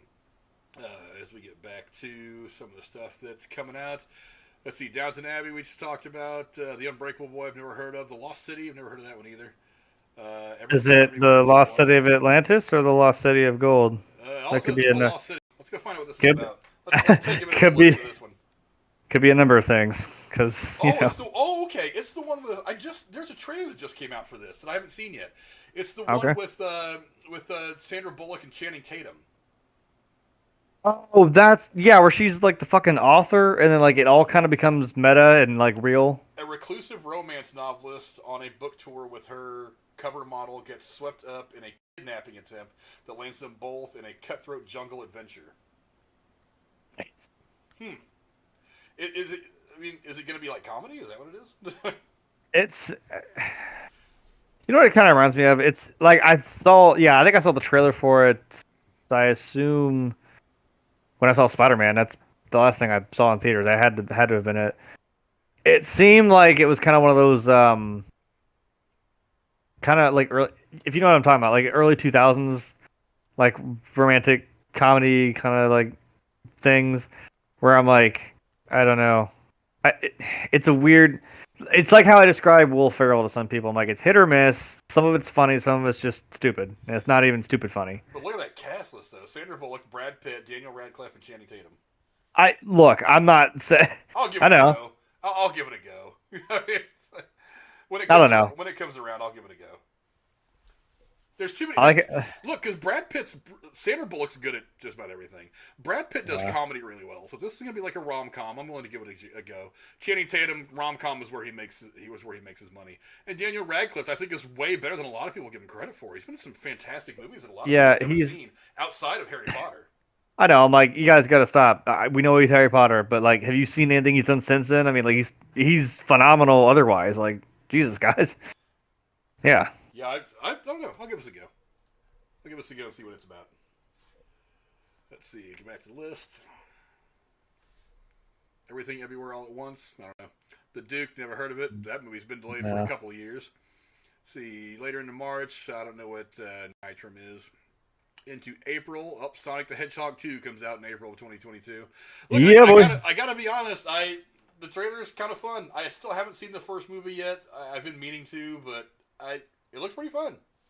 I would say watch it. I remember I'm not even the biggest Sonic fan, but I still enjoyed it, and it was still fun. It's still you still get what's going on, there's little references here and there and shit, but I mean, with the fact, well, I guess you've seen the trailer. It doesn't really matter. With Tails coming in, and also we have, I guess he's Eggman now. We got Dr. Robotnik coming back, so I'm oh boy, I'm here for it. Let's see, what else do we got going on here? Ambulance. Ambulance is that new Michael Bay movie, and dude, the trailer looks pretty exciting. I'm actually kind of excited. I mean, I know Michael Bay. I'm nah, ew. But you know what? Same thing about Michael Bay. Some of his movies don't quite hit the way you want them to hit. Yes. But when he hits a home run, dude, he hits a home run. He makes fantastic damn movies. This looks like it'd be a fun one, actually. To be honest, I'm again, I almost. Why is my mind just stuck on Jared Leto? What? Jake Gyllenhaal? Jesus Christ! Why is he just? I don't know. I'm excited for Morbius, I guess. Fucking hell. Yeah. No, this feels like it'd be a fun movie, and it's probably gonna be it might be a pretty heavy movie too. There's gonna be some edge of your seat, nail biting kind of bullshit, and some. I imagine there's gonna be some really blurring the line on some moral choices too, because it seems when she asks him like who are you, or like he's like oh she's like oh, you're a soldier. It's like what? It's like yeah right. Yeah, Look what I got. If you guys haven't seen the trailers, go check the trailer out. It's got it's action, but it's an emotional kind of action. It's like you learn obviously over the course of the trailer why these guys are motivated to do what they're doing. So they're not necessarily a highly trained crew of bank robbers. They're guys that are just down on their luck. They need the one guy is trying to help his best friend out, and it ends up becoming this big thing. And they both find themselves kind of in the situation that they weren't planning on being in, and none of them really know how to handle it. The girl, I forget her name, that plays the paramedic that's in the ambulance that they end up taking over. It looks like a really interesting movie. So I mean, because it's also like you can make a plan, but you better have something you can either roll with the punches or have a backup plan, because it seems like you like I said, you can plan it, but man, you better fucking be able to think on your feet when shit starts hitting the fan. Which I think that's what this movie's going to be. There's going to be some twists and turns where it's like, oh shit. Yeah, put away your Michael Bay hate if you're one of those people that's all narrow-minded about all Michael Bay movies, and remember that he makes some pretty good movies. But I don't hate him. Getting back to it, let's see, Fantastic Beasts: The Secrets of Dumbledore. I mean, yeah, boy. Back to the Harry Potter world without Harry Potter, but I mean the Fantastic. Fuck you, Amber, but yeah, I'm happy for it. The Fantastic Beasts movies have done pretty well.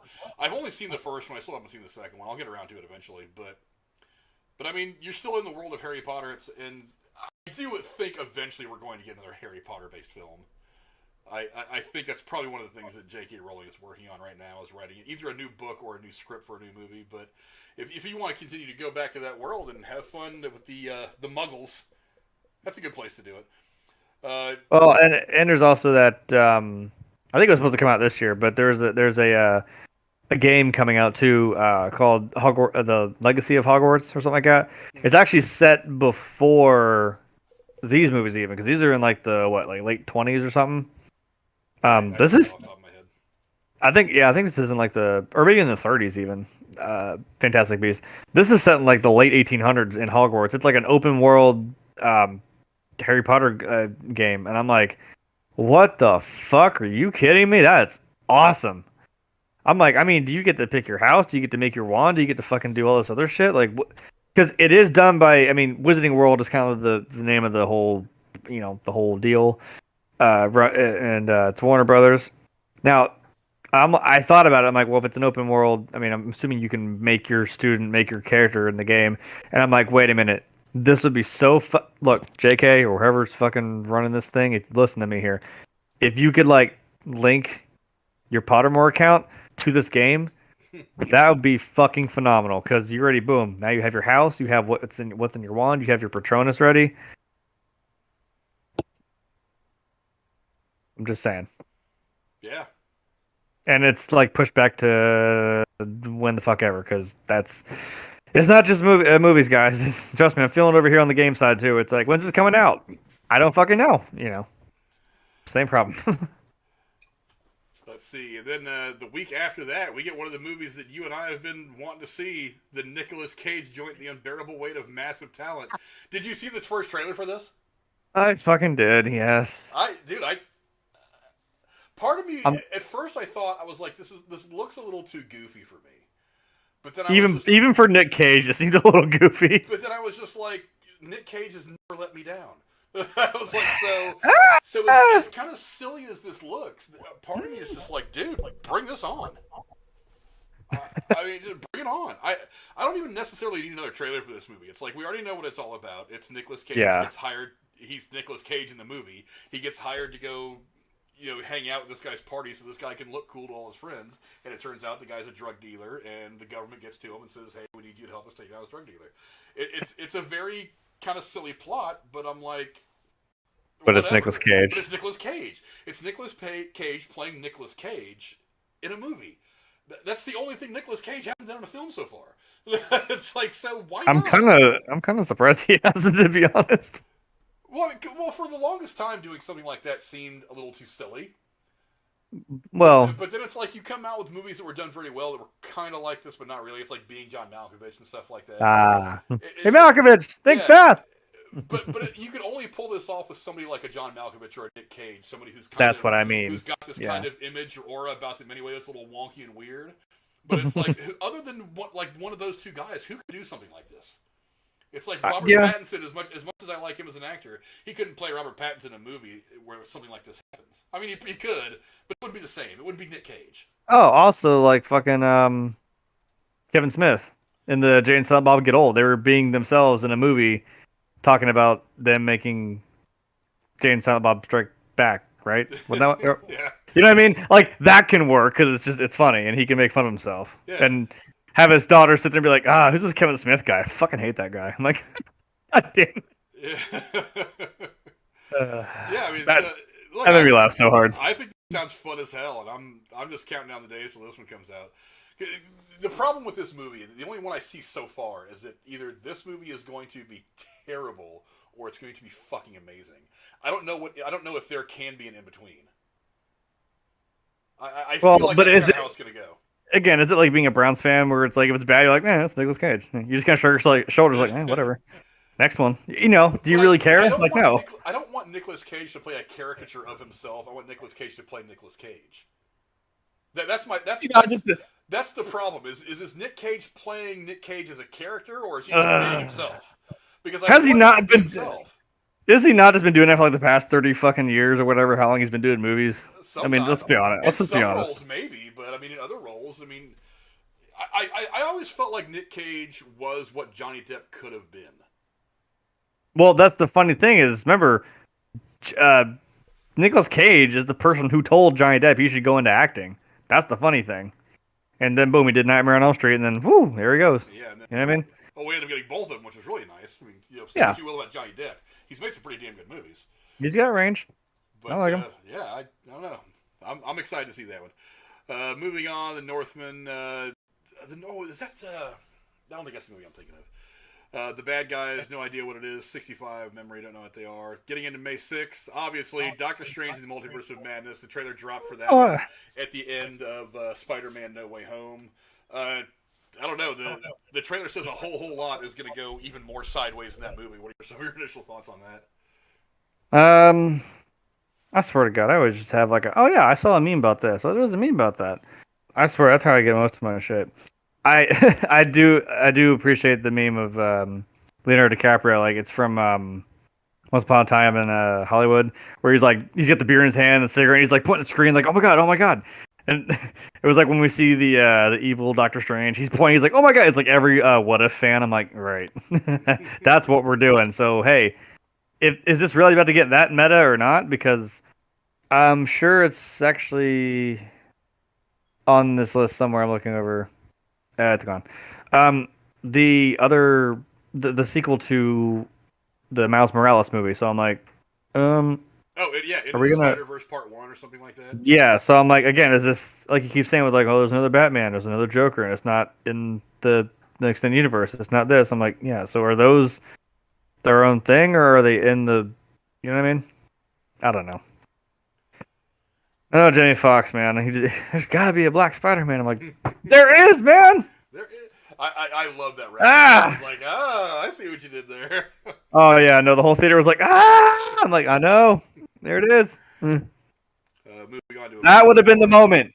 He should have swung the fuck. Don't even just have him swing in, boom, like laying down and like pull his mask off, and I don't know who the fuck you'd have play him, but boom. Honestly, I don't know. I feel like that Sony wants to keep Miles Morales in the animated stuff. And then the video games, maybe. I mean, that's fine. The video game. I mean, because what I would like to see, how I might do it if I were, anybody important to Sony, is I would probably, because one of these days, Tom Holland's going to stop playing Spider-Man someday, and it may not be entirely that far off. Because do you really want him playing Spider-Man into his 40s? I mean, they made Tobey Maguire and Andrew Garfield work for what they did in Spider-Man No Way Home, but I mean. I'd say, do you really want to see Tobey Maguire continue to play Spider-Man? The obvious answer is yes. But yes. I mean, but Spider-Man is not a character that you're used to seeing into his 40s and 50s doing what he does. Everybody knows Spider-Man as this younger person. So do you really want to see an older version of Spider-Man?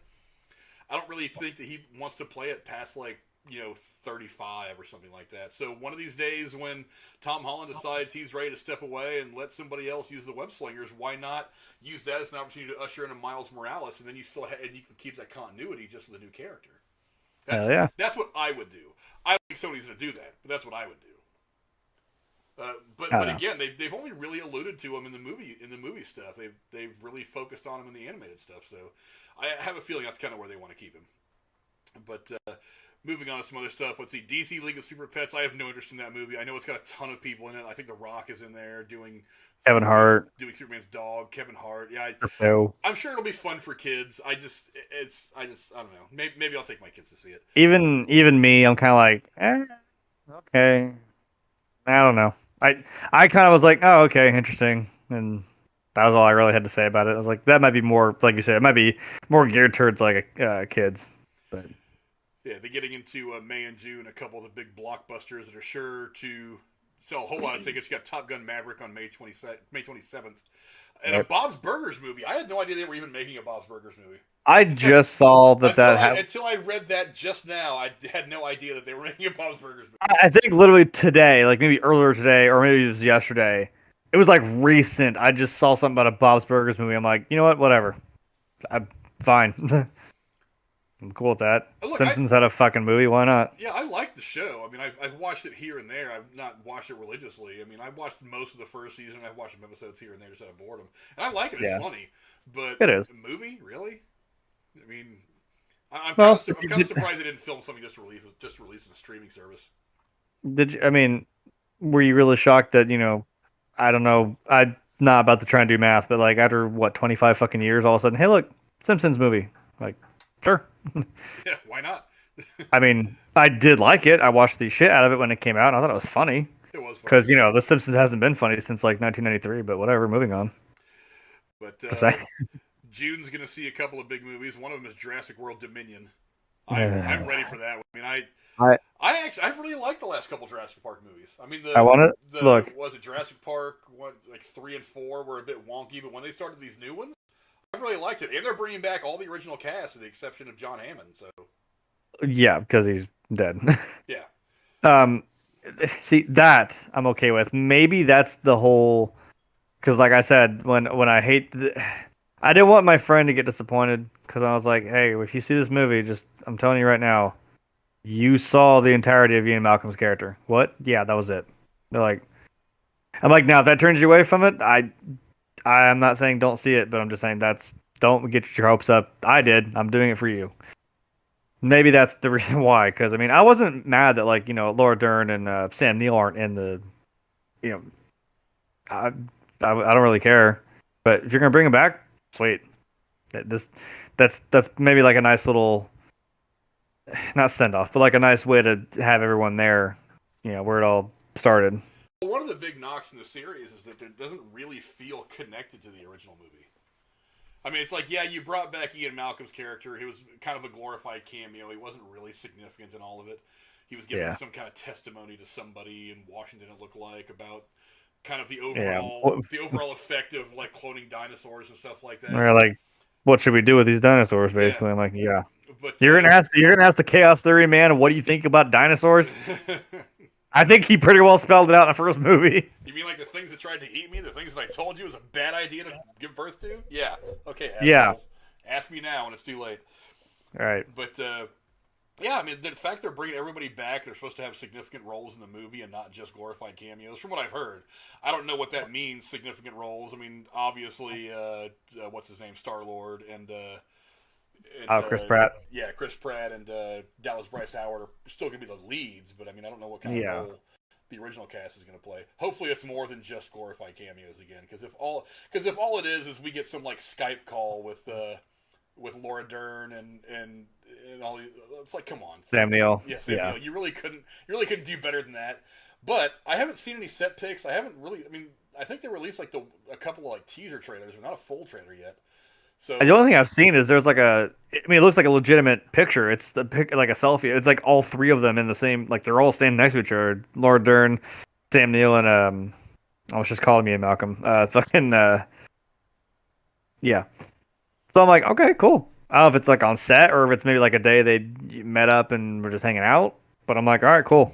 If that's where it's going, I also that'll make wonder me if they happy. plan on this being the last one, because if they're planning That's on what I'm this being the saying. last one, then there's going to be a lot of finality, which I think is going to be very interesting. It's like, do they That's leave what all I'm the saying. dinosaurs alive?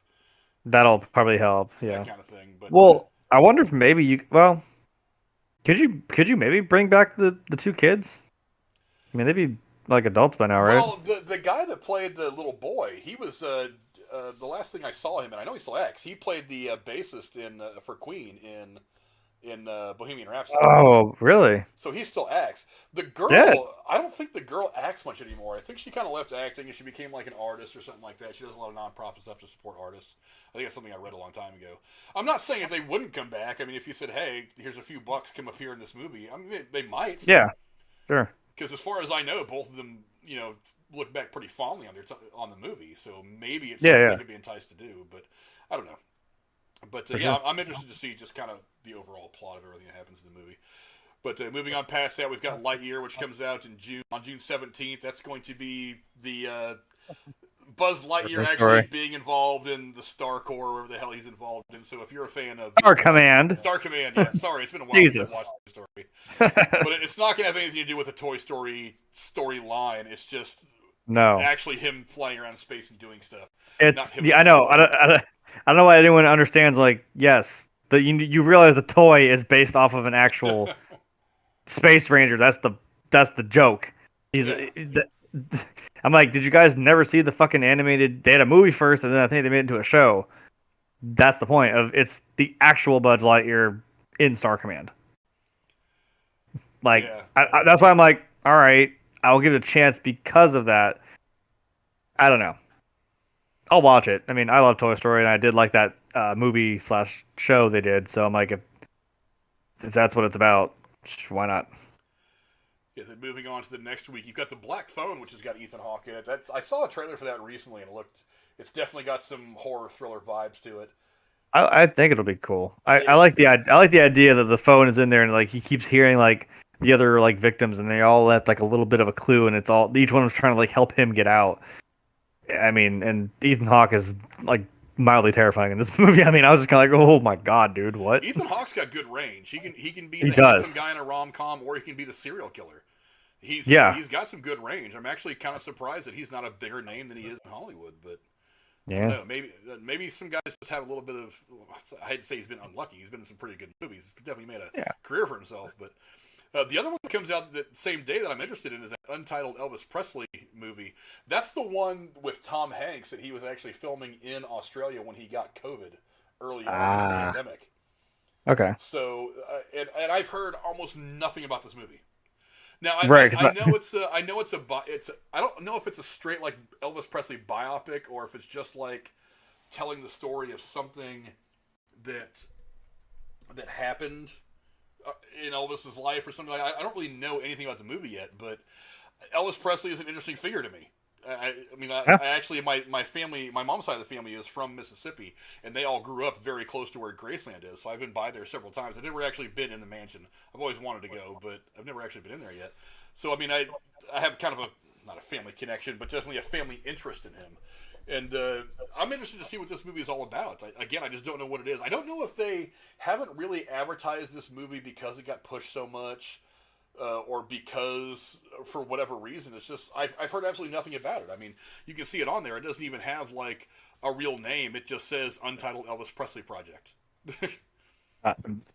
Sure. And it comes out in 6 months, and there's really nothing about it. It's all it says is music biopic invasion. That's an article. It's directed by Boz Lerman, who's made some pretty good stuff. It's got Tom Hanks. Let's see who else is in it. Austin Butler plays Elvis Presley. Okay. It's good. Richard Roxburgh is in it. I love Richard Roxburgh. He plays Vernon Presley, Elvis Presley's dad. Somebody plays B.B. King in it. Oh, nice. I mean, so.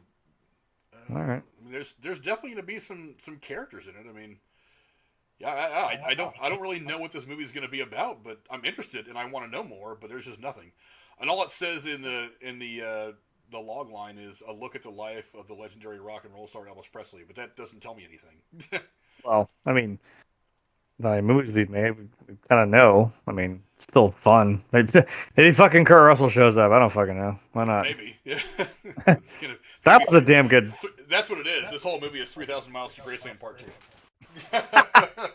That is a damn good movie. I would go with that. That movie is actually fun to watch. Yeah. But Baz Luhrmann has made some pretty good movies, so I mean, whatever. I'll give this one a chance. But let's see. Moving back to the movies that are upcoming. We're only really about halfway through the year so far. Let's see. We got Trusty Project. Get into July. We see the Minions, The Rise of Gru. Those movies are always going to make good money. I mean, next. They can't be that expensive to make, but everybody's going to want to take their kids to see them, and they'll have just enough of those double entendre jokes to keep parents laughing at it. Then we get into July 8th. Thor: Love and Thunder is going to drop. We're getting some more Marvel stuff. Hell yeah. I would imagine. I think this Super Bowl is going to be interesting. I think there's going to be a lot of really big movie trailers because movie trailers have kind of shied away from the Super Bowl for the last several years, in part because they didn't know what the release schedule was, so they didn't want to spend $5 million in a 30-second spot if you didn't know if your movie was even going to come out in the next 18 months. But I mean, even before then, I think trailers have kind of leaned away from that what used to be that prime spot of the Super Bowl. But I think this Super Bowl, you're going to see a lot of movie trailers, and I think that's one of the ones we're going to see probably is for Thor: Love and Thunder. Let's see. Then, obviously, later in July, we got Black Adam. DC's coming back out with Black Adam. Finally, the movie that they cast Dwayne "The Rock" Johnson in Black Adam. What, in 1963, something like that, 64. That sounds about right. And they finally started filming it a couple of months ago, or actually, no, it's probably longer than that. But yeah, they finally started. That's coming out in July. That's going to be pretty cool to see. Again, we haven't really seen anything about the plot, any trailer about it yet. We probably will soon, but I'm excited to see that. Let's see. Moving on. Let's see. Anything that jumps out. Samaritan is one of the ones that I think was supposed to come out last year and ended up getting pushed. That's the one with Sylvester Stallone where he plays the superhero that everybody thought was dead, and the kid kind of stumbles across him, and there's going to be whatever going on about it. Let me click on this to see if there's anything new because I haven't heard anything about this movie in a long time, but it sounds really interesting. Okay. That sounds kind of interesting. A young boy learns that a superhero who was thought to have gone missing after an epic battle 20 years ago may in fact still be around. Sounds fun. Polanco in it. She was in Orange is the New Black. I like her. Okay. She's one of my celebrity crushes. I don't know. Looking at it, it's got Martin Starr in it. That's not bad. It doesn't have any really huge names in it. I mean... But again, it looks like it's got kind of a more independent thing anyway. So, I don't know. There's a couple of set pics that don't really show much. But yeah, I'm interested in that. I love the fact it's a weird take on the superhero genre. It's right. Because what was that Hancock, the movie that came out with Will Smith several years ago? See, when you described that to me, I was like, that almost sounds like Hancock. Yeah. Yeah, I thought that was a really interesting take for a movie. Yeah, because it's like a washed up, superhero kind of guy. He doesn't want anything to do with anything. I think one of the things that keeps the genre fresh is the fact that you find these different ways to tell these stories. Because it's not like, okay, for the 9 millionth time, somebody got bit by a spider and got superpowers, or somebody's parents got killed in an alley and they decided to go on some vengeful shit, whatever. That after a while, I can understand why people get a little burned out, at least on the origin of these characters.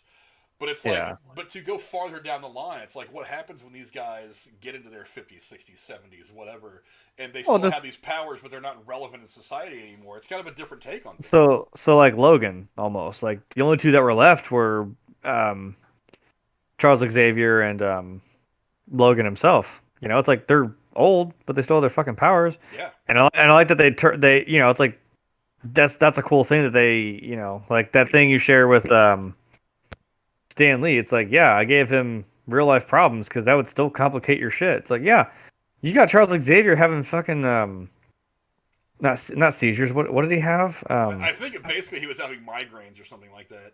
Yeah, something that was or like an Alzheimer's kind of thing, like with his fucking mind. And I'm like, with someone that can do that with their mind in the first place, and you got like, he's still a person. That would fuck with some shit. I'm like, yeah, that makes it kind of interesting because you're like, oh no, oh shit, ah. And of course, luckily, the only person that can kind of withstand it is, Logan and then Laura. So, yeah, Jesus, that would be terrifying. You have no idea why you just froze up in the middle of the fucking Going across a crosswalk, shit. But yeah, I love these different takes on the superhero stuff. It kind of keeps the whole genre fresh. But moving on from that, let's see, Black Adam, Samaritan, After Ever Happy, whatever, I don't know. I don't even care. It looks like a version of Salem's Lot is coming out in September. That could be something worth watching. Saw that, yeah. Interesting. Mission Impossible 74 comes out in September.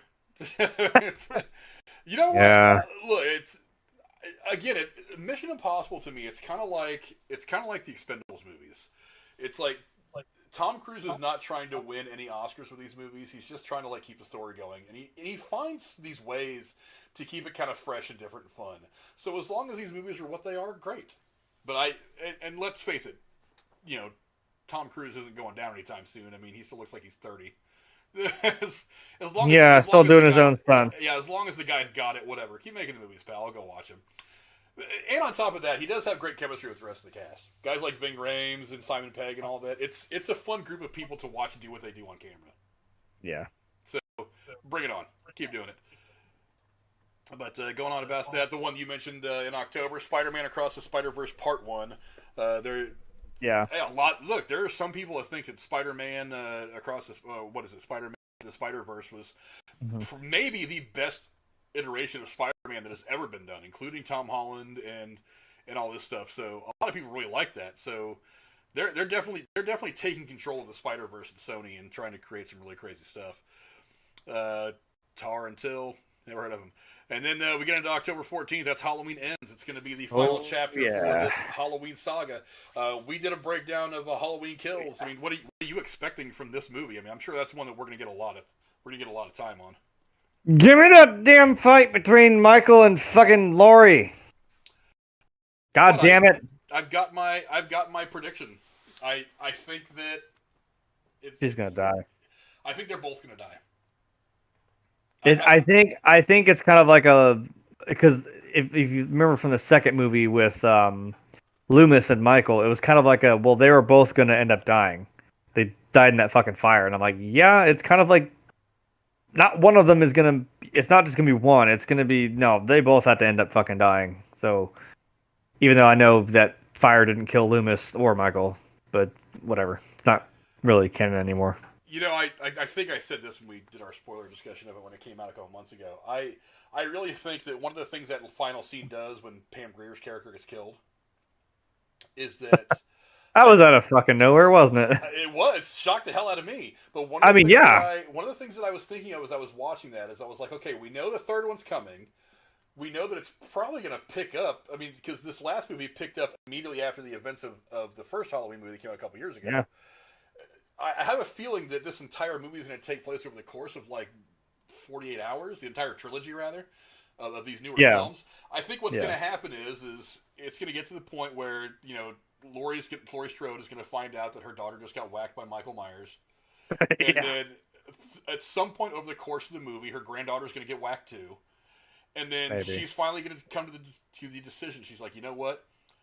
Maybe our entire bloodline has to end. If me and him are the only ones, evil dies tonight. We all have to go in order to erase this whatever this evil is from the earth. And she's going to do something that gets them both killed, and that's where the movie ends. And I'm down with that as long as it's done right. And I'm confident that Jamie Lee Curtis is reading the script and she's like, it's got to happen this way, it's got to happen this way, it's got to happen this way, and if that's how it goes, great. But if not, then this ain't gonna fucking happen.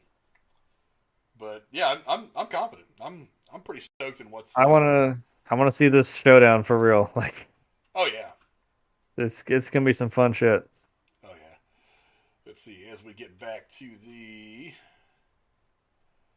upcoming movies. We're most of the way through the year now. Let's see. Getting past that, Ticket to Paradise, never heard of. The Monkey King, don't know. Don't know. Wait, Ticket to Paradise? Are we making a movie about Eddie Money? I hope so. Because I'm like, wait, is that what that is? I can do for an Eddie Money biopic. We're making biopics of everybody anymore. Why not Eddie Money? Yeah. No, you just recently passed away. Shit, why not? And then we get into November. There's still a couple of big movies that are coming out in the last couple of months of next year.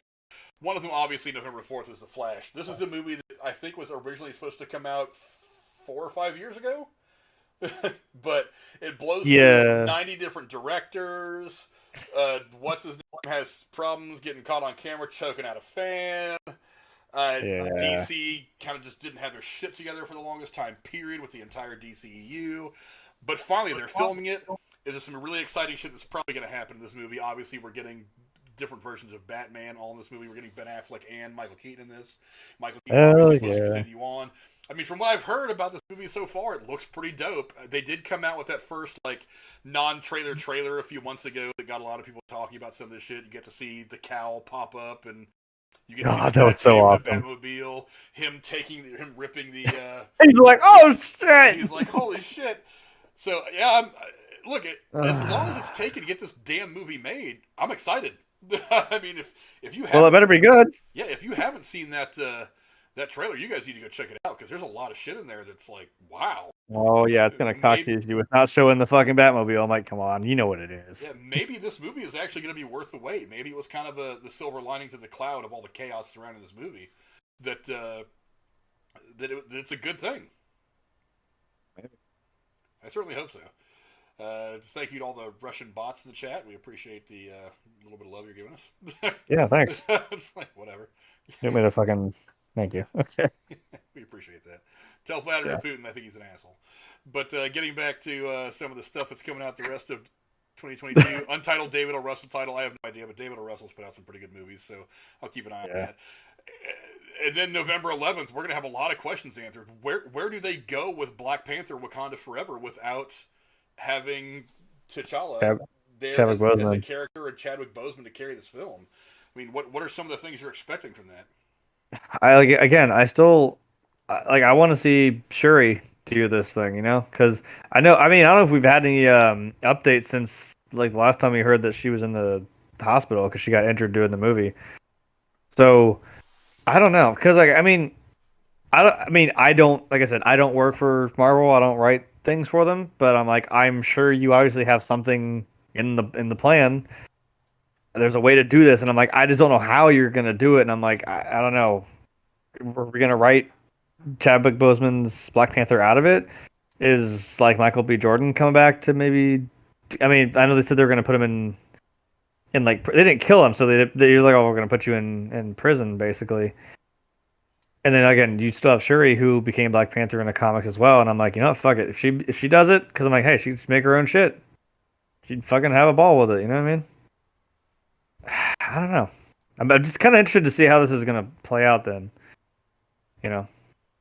Oh, speaking of people that passed away, that I'm just like, after, I think I saw that thing again with Stan Lee talking about when he came up with Spider-Man. I was like, man, wouldn't that have been fucking awesome if he could have at least just seen that happen?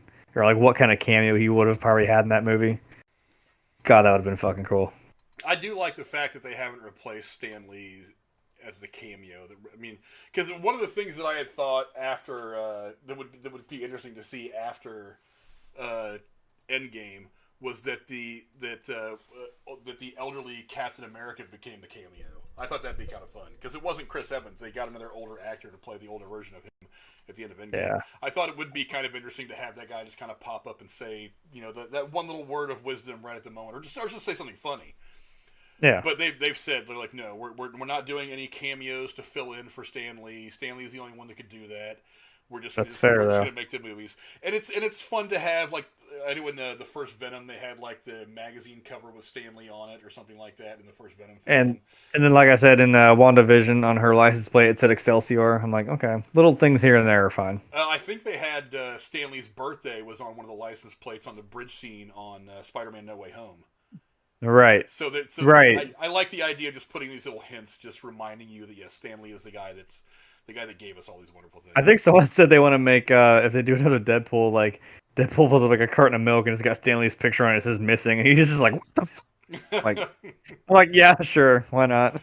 I like in a post-credit scene, he walks into Stan Lee, like what appears to be Stan Lee's grave, just pours one out. one from a homeboy. One from a homie. That'd be kind of fun. That'd be cool. But finishing up some of the stuff, again, there's some big movies coming out. Creed 3, I really love the Creed movies. I was kind of skeptic when they decided to make Creed, but then I watched it and I was like, holy shit, this is every bit as good as the best Rocky movies. Creed 2 I liked. It wasn't as good, but I liked it. I thought you should have saved bringing back in Ivan Drago and his character, but Oh, Dolph Lundgren. It made Dolph Lundgren's character. It made perfect sense. I'm really excited to see Creed 3 again. I love what Michael B. Jordan is just good. I mean, he is just good. You put him in the dumbest movie, and he is going to shine. And dude, his entire career. I mean, some of his early stuff. Even what was the first thing I saw him in? Well, Chronicle was the first thing I think I remember seeing him in. Then he was in. Oh damn it! What's that movie about the kid that was shot in San Francisco? He played him. It was really really good. I mean, that guy. He is just so damn good. And to see, and he brings the kind of emotion to this character in this series that Sylvester Stallone brought to Rocky in the first couple of Rocky movies. Fair enough. And I really dig it. And let's remember, Sylvester Stallone didn't want to make Creed movies. When they first went and pitched him on this movie, he was like, I'm not really into it. I don't really want to do it. I'm done with Rocky. I'm done with the whole universe. I'm moving on to other things. We're just not doing it again. And they gave him a script for what would become Creed, and he was like, and when you turned him around on that, I was like, damn, that must have been that. He must have read some crazy shit in there. I was like, wow, this is good. and the first movie was very, very good. So I'm really excited to see Creed 3. Moving on, we got Avatar 2. Finally, 275 years after Avatar 1, we get Avatar 2. There is no actual subtitle to this. Let's click on this and see if there's any more information about this thing. Christ. I mean, do you even care? No. No. I didn't even care halfway through the fucking first movie. Sorry. Look, I shit on Avatar every chance I get. Not because it's necessarily a bad movie, but I mean, it is a good movie. It's an entertaining film. You could have cut 45 minutes out of it and probably made it a better film because it drags in a couple spots. It obviously, we all know James Cameron is very big on the environment, stuff like that, and I respect that. We all know it was basically him just preaching to us for 3 hours about the environment. That's fine. And visually, the movie's stunning. It was. No, I'm not saying. No, look, yes. I'm not saying visually or just from a technical standpoint. Like, I mean, yeah, holy shit.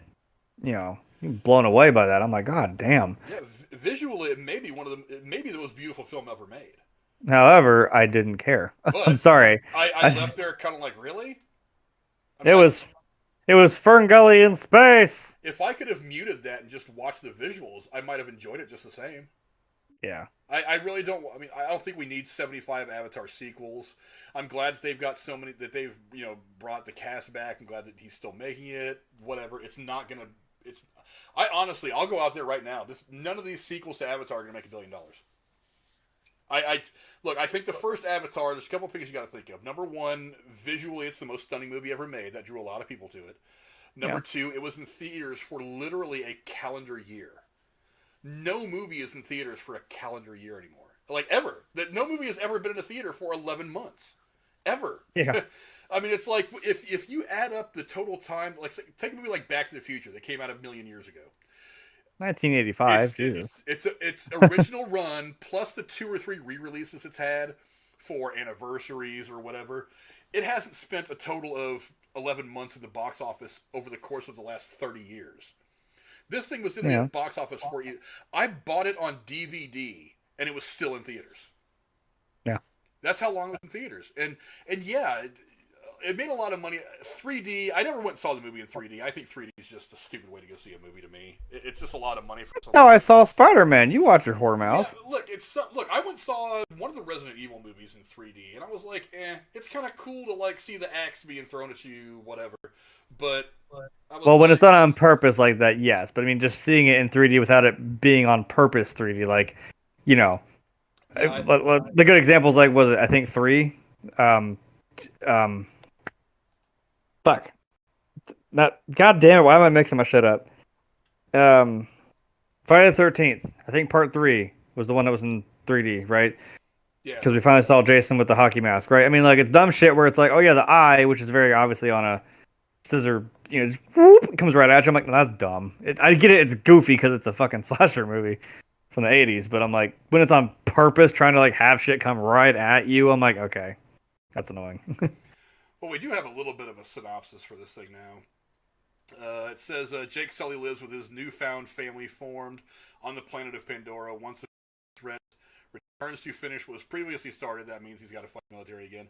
Jake must work with Neytiri and the army of the Na'vi race to protect the planet. So basically, it's the same plot. Yep. And James Cameron's gonna jerk himself off with them Benjis. Okay, I mean, glancing laughing all the way to the bank. Yeah, glancing at the cast real quick. Michelle Yeoh, love her. We just saw her in Shang-Chi. She's fantastic. Kate Winslet, great. Zoe Saldana playing Neytiri, great. Sigourney Weaver, love Sigourney Weaver. The rest of it, Sam Worthington's back, that's great. Giovanni Ribisi's back, that's great. Stephen Lang is back. I don't know how that works because he's dead, but whatever. Cliff Curtis, who I really like. There's plenty of actors in here. CCH Pounder, I've always liked everything she's been in.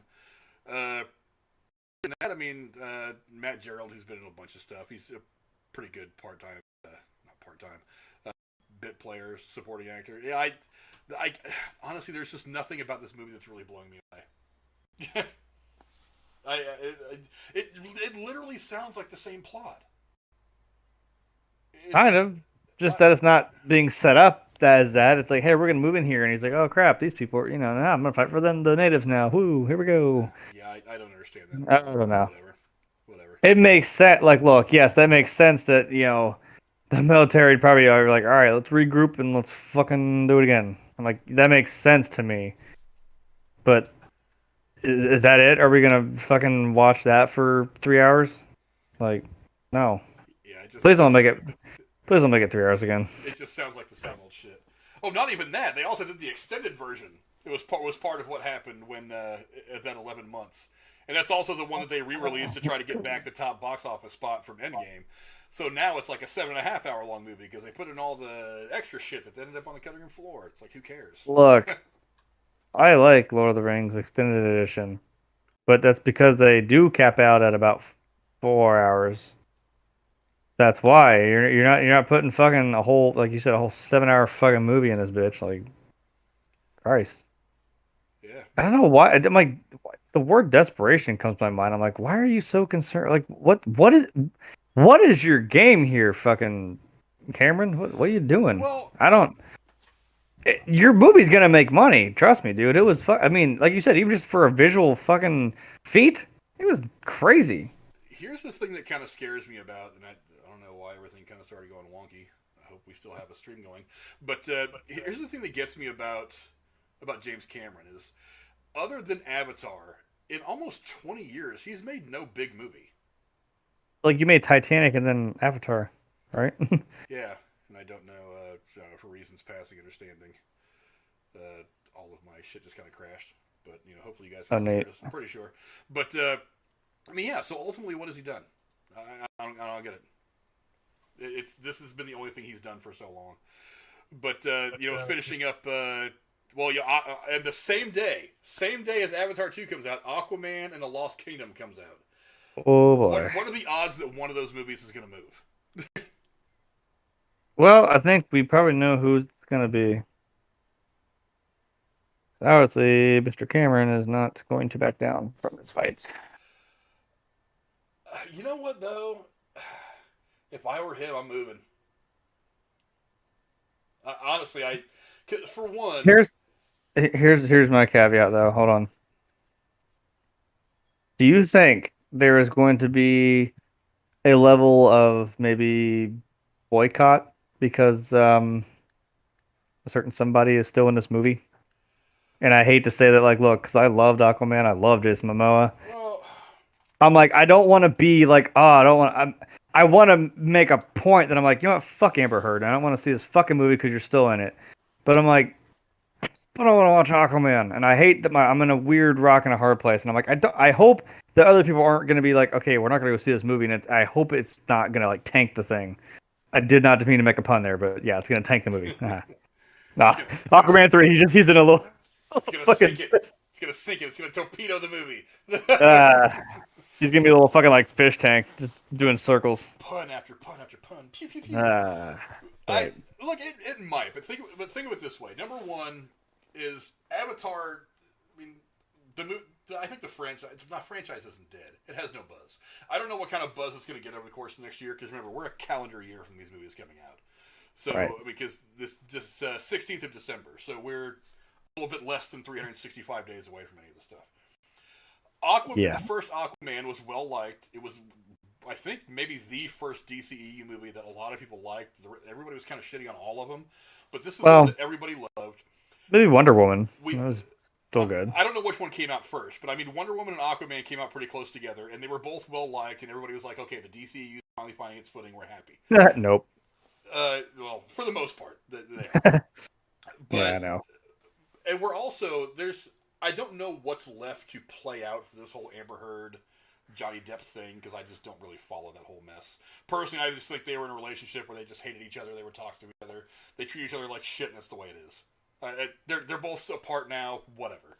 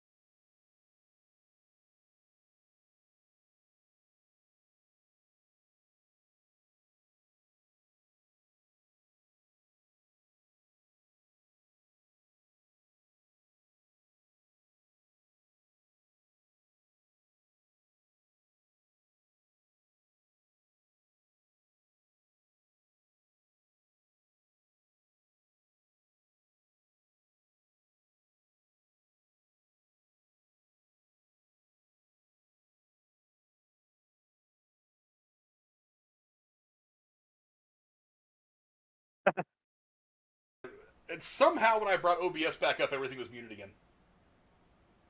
That is the strangest thing. Stupid OBS. Look, man. For God's sake. Well, it wouldn't be one of our streams if some kind of crazy shit didn't go on. Yeah. But looking into 2020... Oh, they don't even have anything for 2023 yet. It says... Except for John Wick.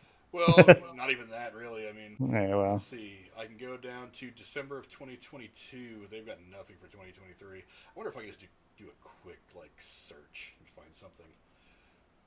Let's see. Because like I said, I know a lot of stuff. I know a lot of stuff got pushed from the pandemic, back multiple years. Oh, it's working. Okay. Yeah, it's working now.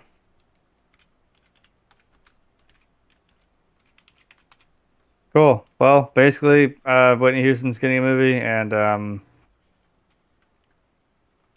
yeah, we're talking about possibly Tron 3 from Seth Negan said there might be one. The possibility of Tron. Look, I hope they make. Look, I like Tron Legacy. I thought it was a good movie. I thought it was a fun watch. Was it as good as the original? Oh God, no. It's just no. But I mean, it was interesting, and I'm not coming up with anything really. But let me see if I can go to some other place in IMDb, and then if not, we'll call it a day. But yeah, I'm all for it. I like. Look, there's opportunity with that film. I mean, obviously, when Tron Legacy ends, he's got the grid on that little whatever the hell necklace he's wearing around his neck. So there's more story that could potentially be told. So I mean, whatever. I'm all for it. I really hope they do. Look, Disney has made no bones about the fact that they are thinking really hard about a third one, and I think they'd like to make it a trilogy, but I don't know if they actually will or not. Let's see. Let's go to release calendar. See if I can go to it on there. Again, they've probably just kind of erased anything past this coming year because things got so screwed up from the pandemic. Yeah, I'm not finding anything on here. They're not even giving me the option to search by year anymore. So we probably just don't know what's coming out right now in 2023. I mean, I'm sure we could look by individual movie, but it's that would just take too long, and it's getting kind of late. But yeah, I mean that's some of our stuff that we've enjoyed watching over the last year. Some of the stuff that we're looking forward to for next year. Thank all you guys for hanging out through a couple of really weird glitches over the course of the last few minutes. It's a glitch in the Matrix. Yeah, well, that's what they hit. They'd heard us talking shit about the Matrix, and they were like, "Oh, really? Right. We're gonna screw you up." Fucking TBA was gonna come fucking walking through here. Yeah, but let us know what you guys think about all the movies that we discussed tonight. We discussed a long list of them, both from this year and coming up next year. Also, our Boba Fett Episode One breakdown. We both liked the episode. We're excited to see what's coming. And I think that's a good place to end it. Jeremy, where can the folks find you on the internet?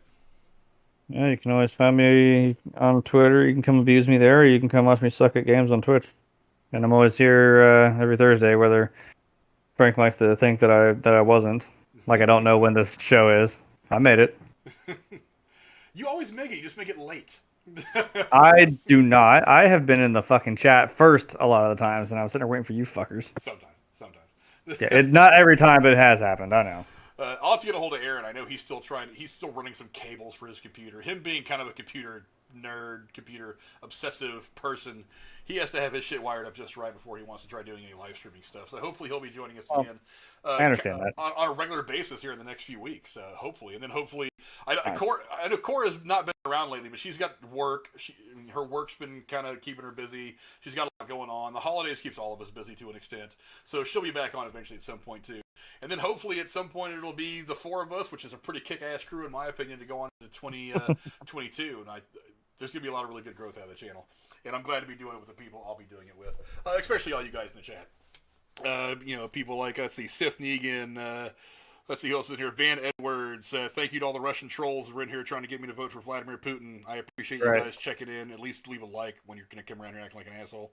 Heistman Defoe, you can find, Van Edwards, you can find links to a lot of these people in the description down below. Heistman, The Rose, Casey is Raw, all these guys. Go check them out.